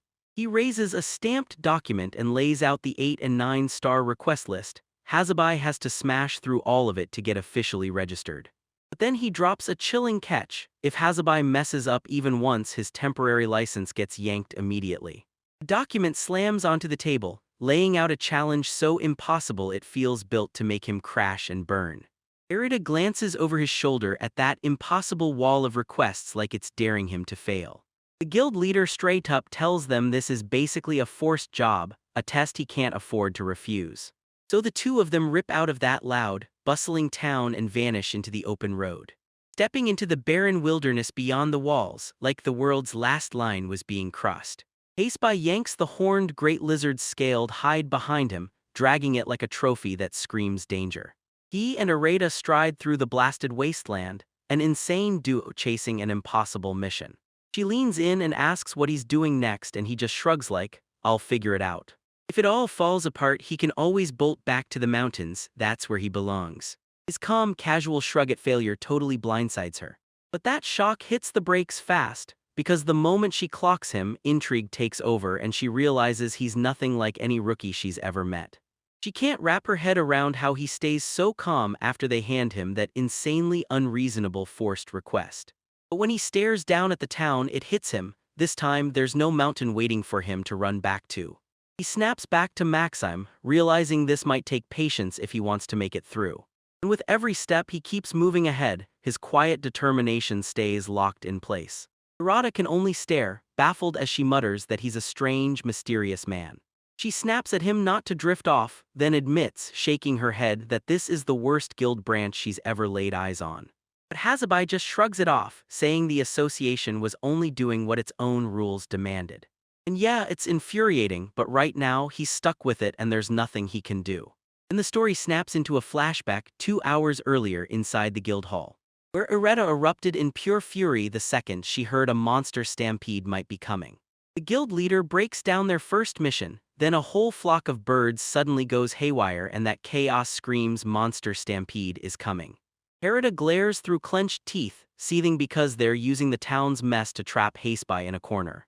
She stands there like a shield, glaring at the whole setup and making it painfully clear she won't tolerate it. Haseby blurts out that he needs more details, and admits he's never even heard of these birds before. The guild leader lays out just how much damage the flock is wrecking, piece by piece. The clerk snaps that the locals are getting tormented, trapped under non-stop noise and the endless mess. Then he pulls out a picture of their target, and it's this tiny, shockingly fluffy little creature. Haseby can only let out a defeated sigh, already drained by this painfully boring new challenge. But a writer snaps into a worried stare, like something just went terribly wrong. The guild leader locks in his final chilling command: wipe out the entire flock with zero mercy. He explains that the real problem is how they can multiply at a ridiculous, jaw-dropping speed. If even one pair gets left behind, their savage breeding will snap the entire flock right back. They'll just crank it up, spawn an even bigger swarm, and come roaring back to their nesting grounds. The guild leader smirks and admits those towns' weak, half-baked bribes only crank the whole problem up to a disaster. Haseby can't help but wonder, are these fluffy little critters even legit magical beasts? Ireta bluntly tells him that as his guide she can only back him up, and once things fall under those rules, a subjugation mission is basically doomed. That kind of monster job needs an army of hunters, and there's one problem: nobody will hand him the resources. Haseby just shrugs in, then asks the association to loan him a fine meshed net. Ireta's mind short-circuits when the request hits her, unexpected, simple, and totally unbelievable. Then the guild leader bursts into a cruel laugh, smugly offering him as many nets as he wants, because he's sure this guy has already blown it. The guild leader flashes a smug grin and warns him, mess this up and you won't have a single spot left in this town. Haseby just nods and signs on the spot, then tells the clerk to get the paperwork moving. The clerk slid the copy of the order form into his hands, exactly when he was told to. Haseby snatches the document, and his face says nothing at all. He can't even tell when someone's pressuring him with a forced request versus a legit one. Guild leader straight up challenges the need for a copy. But Haseby stays cool and calmly says it's not about necessity, it's about what he's asking for. The writer stands there, eyes blazing with pure intrigue. She swallows her fear and agrees to the terms, then steels herself to charge ahead with this impossible test. Crunching through the snow, she leans in and presses Corando with a question about his family, something far more personal than before. He admits he's got one more soul on his mind, or better yet, one more beast. A tired grimace flickers across his face, and you can practically see the crushing weight of his responsibility to Yukishiro settling on his shoulders. Ireta tells him if you fail, the guild leader won't even sweat it, he'll just unleash a swarm of hunters to fix everything, and that's exactly what he was planning from the start. Then she presses, tell me, do you even want to be a hunter in the first place? Haseby can only admit it, this entire mess has turned into a complete, exhausting hassle. He leans in and says, I've got my own reasons for showing up, and admits being a hunter is only step one toward something bigger. He offers Ireta a sincere, quiet apology and throws Maxime 1-2, begging forgiveness for dragging them both into this disaster. The two of them keep trudging through the snow, step by slow step, like every footprint is a countdown. Haseby fiddles with his brand new gear and somehow it still screams wrong place, wrong time on his whole body. Then he leans in and asks if she's ever heard of a man named Maxime Dahl, the White. He says it outright, no wiggle room, just the truth dropping like a hammer. The moment she hears that name, Ireta freezes, then a spark of memory flickers in her eyes like it's trying to break free. She asks if he's the guy Maxim told her about, and she swears she'll stick with it all the way to the bitter end. Haseby leans in and demands, so do you know the commander? She just shrugs and says she was young too, like it's a hazy, far-off memory she can barely reach. Two of them brace in the snow, and right there, right in the cold, this brand new alliance ignites. A battle-hardened giant and a fresh rookie from the mountains, two strangers who shouldn't work, yet they team up to take on the whole world. But her calm snaps the second she yanks his collar and demands, teeth bared, what are you thinking? And then, right above them, a massive, ominous swarm starts to rise and cluster in the sky. A whole flock dives on them, an exploding storm of feathers and pure fury. She grabs him and shakes him hard, firing questions at him as the sky above them turns dark. A living storm of shadowy birds crashes down from above, their glowing eyes burning with unsettling light. They swarm in such insane numbers it feels like a chittering, feathered plague is choking the world. Their target looms ahead, a colossal, twisted tree that swallows the empty wasteland in shadow. Irida tells him this right here is the tree of the fickle goddess, a legend people swear by around here. As it ripens, it turns wonderfully sweet, then bam, one bite hits you with a powerful, intoxicating buzz. Sure, it's a total headache for travelers, but for these birds it's a full-on feast. They can only stand there, helpless, shrinking under the sheer scale of the infestation. Even a battle-hardened veteran like Irida can't shake it. This is the kind of sight that makes your stomach drop. But then it hits her hard that Haseby might not be stuck at all. He could actually have a plan to pull off the impossible. He tilts his head at the endless flock of fluffy birds, and one simple thought hits him like a spark. Haseby leans in and calmly tells you, just think about it for a second, the answer is staring you right in the face. He tells Irida he's staying here for a while and presses her, so what she got planned next. She smirks and fires back. No guide can just bolt the moment a rookie gets intimidated. He sizes up their plain hunger and compares it to a monster beast he's seen before, way more brutal than them. But Irida smacks him on the head and barks at him to keep his eyes on the hunt. He scratches the back of his head, still wrestling with the best way to pull off this painfully tedious mess. He shouts over to a writer, and a brand new question sparks to life in his head. He asks whether their wild, rapid breeding is set off by anything at all, besides getting killed. She swears they're safe, as long as nobody gets hurt, those numbers won't explode. Those tiny, fluffy little chaos machines keep chittering and devouring like there's no end in sight. With that confirmation, Haste's plan snaps into action. He just sits there and waits, leaving Arid in stunned, speechless confusion. With the sun sinking behind those far-off mountains, their eerie vigil kicks off. The very next day, Irida storms back with supplies packed tight, ready for the long wait they've been enduring. She finds him right where she left him, trapped in the middle of an oblivious crowd, none of them even noticing. Their meal is nothing fancy, just a plain loaf of bread, yet for a heartbeat they get a quiet breath in the middle of all that chaos. The birds act like he's not even there, completely unbothered by his presence. And so the two of them keep waiting, dead silent, like the world is grading their patience. Irida can only stand there helpless as Haseby's weird do-nothing plan plays out, and their strange standoff starts pulling in curious travelers as they pass by. The locals can't stop staring at the two hunters because they've been slumped in that same spot since yesterday and nobody knows what they're planning. Some folks swear they're just slacking off, but others are convinced there's something bigger going on, like they're gearing up for what's coming next. One guy says you've truly made it if you can earn a living just by sitting around. Then he should have taken the leap and become a hunter himself. By the third day, Irida is hemmed in by a pile of empty bottles, bored out of her skull. She finally grabs Haseby's attention and demands to know if he's truly sure, because right now she wants proof that this plan can actually work. But on the fourth day, he still stands there, waiting like a statue, his patience rock solid. Meanwhile, those birds are so wrecked on that mind-blowing fruit that they're basically drunk off their feathers. Then a sharp glint snaps into Haseby's eyes, like the moment he's been waiting for has finally arrived. The crowd stares breathless as Haseby finally pushes himself back up to his feet. Their mocking laughter dies instantly, because they finally realize his patience was the whole trap. He stands in front of that giant tree, staring down the whole flock, knowing he's about to face them alone. With a thunderous, determined shout, he finally declares it, the hunt is on. And from the branches above, those tipsy birds start dropping from the sky like a chaotic, drunken snowfall. The crowd can only gawk in pure disbelief as this weird, unstoppable strategy somehow works like magic.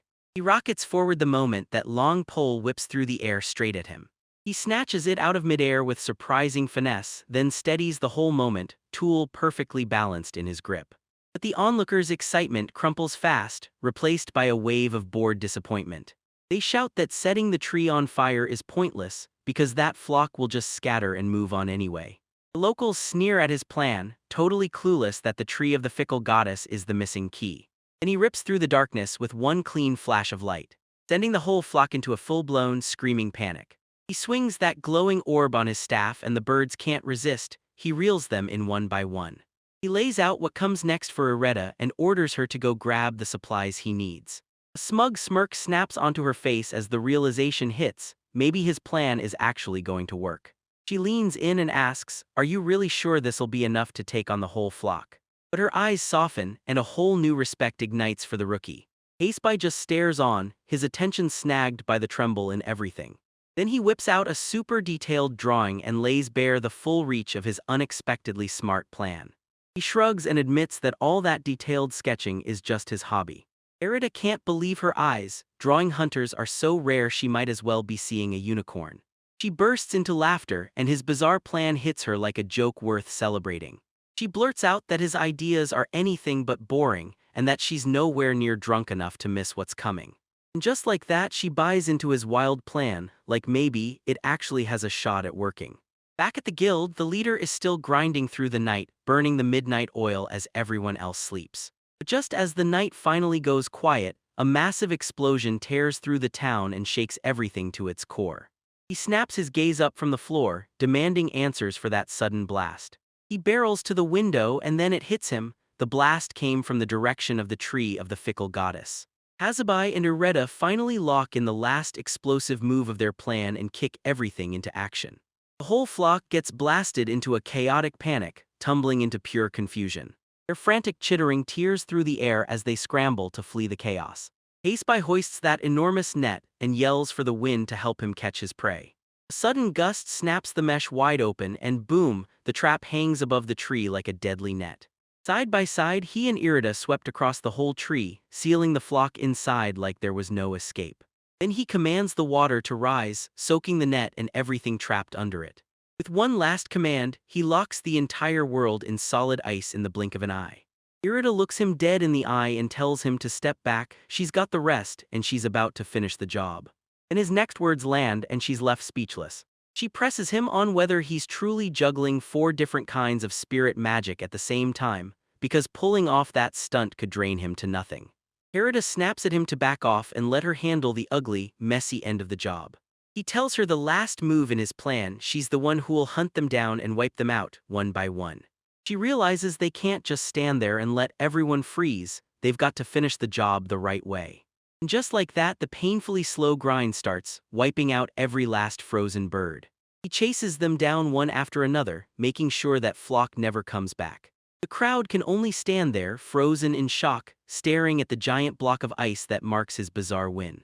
He stared in awe, stunned by how he could juggle so many different elements with razor-sharp precision. He waves it off and claims his massive magic pool is nothing, just an old, outdated skill that this world's moved past. He locks the net in place and shouts to Ireta, demanding she check how her mission's coming along. The crowd just stands there, jaw dropped, powerless to do anything but witness the impossible get pulled off. Ireta can only stare, awestruck by how massive his plan really is, then she wonders what kind of life could ever forge power like that. The guild leader and every onlooker freeze in stunned silence as their mocking laughter collapses into wide-eyed disbelief. Hazabai grins and says the trap is fully locked in, and Ireta admits it was a wild, flashbomb kind of performance. He stands there totally calm because his impossible plan has already hit perfection. And that's where their exhausting mission finally turns deadly, because this is the grim last step they can't afford to mess up. Frozen bird after frozen bird drops as they're cut down one by one, leaving not a single one alive to come back. To finish the job, they torch the whole tree, turning it into a blazing funeral pyre for the feathered plague. Flames devour the final scraps of the flock, and when the smoke clears, there's nothing left but cold ash. And just days after they laughed at him, the crowd explodes into a deafening roar for their unexpected hero. Hazabai finally finishes his first impossible trial, and all he can do is let out a tired breath. As the flames finally fade, Ireta snaps that this whole hunt was a straight-up violation of the rules. The guild leader storms in with a pack of hunters, barking orders for them to drop everything and stop right now. The crowd jeers at them, and they slam the rookie for grabbing all the credit for himself. But the guild leader snaps them shut, then drills into the crowd that this mess was their fault from the very beginning. He whips around to Hazabai with a smug grin and spits that he's breaking the town's rules by pulling off high-level magic. Ireta stays cool as ice and asks, "Where do you even think someone used magic that strong?" The leader declares the explosion as undeniable proof. This insane spectacle was witnessed by literally everyone in town. Hasabian's mentor can do nothing but stand there, forced to listen as those baseless accusations crash down. The guild leader leans in close, eyes blazing, and demands proof, anything that proves that kind of magic was ever actually cast. But then you crouch by the tree's base and boom, the real story hits. It's spotless, totally unharmed, not a single burn mark anywhere. The guild leader frantically tears through the ground, and there's still not a single trace of a struggle. He jolts in shock. This tree is totally untouched, and its fruit is already set to grow back again. A sly little smirk flickers across Hasp's face like he knows exactly what's coming. He leans in and calmly admits he didn't go fancy at all. He only used simple spirit magic for the whole job.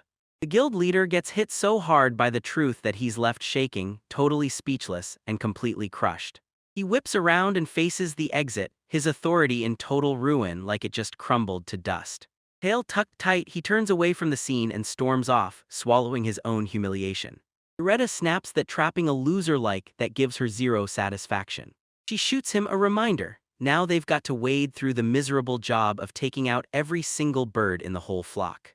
Haseby just casually lays out the next move of his plan, like it's the most obvious thing anyone could ever figure out. The same people who used to laugh at him are suddenly stepping in, offering to help with the brutal cleanup. Just when Loretta thought she had everything figured out, an unexpected twist hits so hard it even leaves her completely stunned.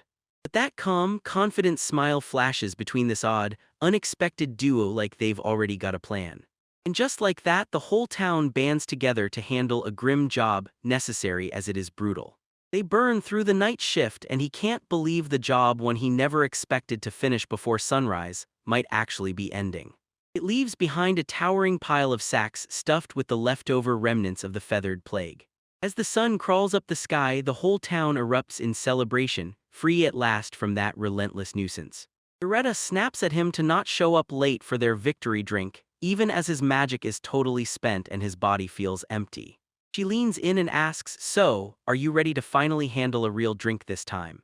And Haseby can only nod, too exhausted to argue with his brand new mentor.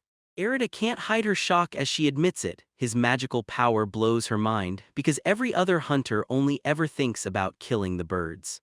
She cheers him on for figuring out that one clean burst of sound and light would be all they needed to knock them out. Haseby can only shrug it off as a blurry recollection, just a flash of a stun grenade from his old world. He sits in silence, staring at the knowledge he never expected to need, like it's suddenly come roaring back for him. Loretta watches the rookie and suddenly feels a brand new, deep respect bloom inside her. And she tells him, with skills like that, you don't need a guide anymore.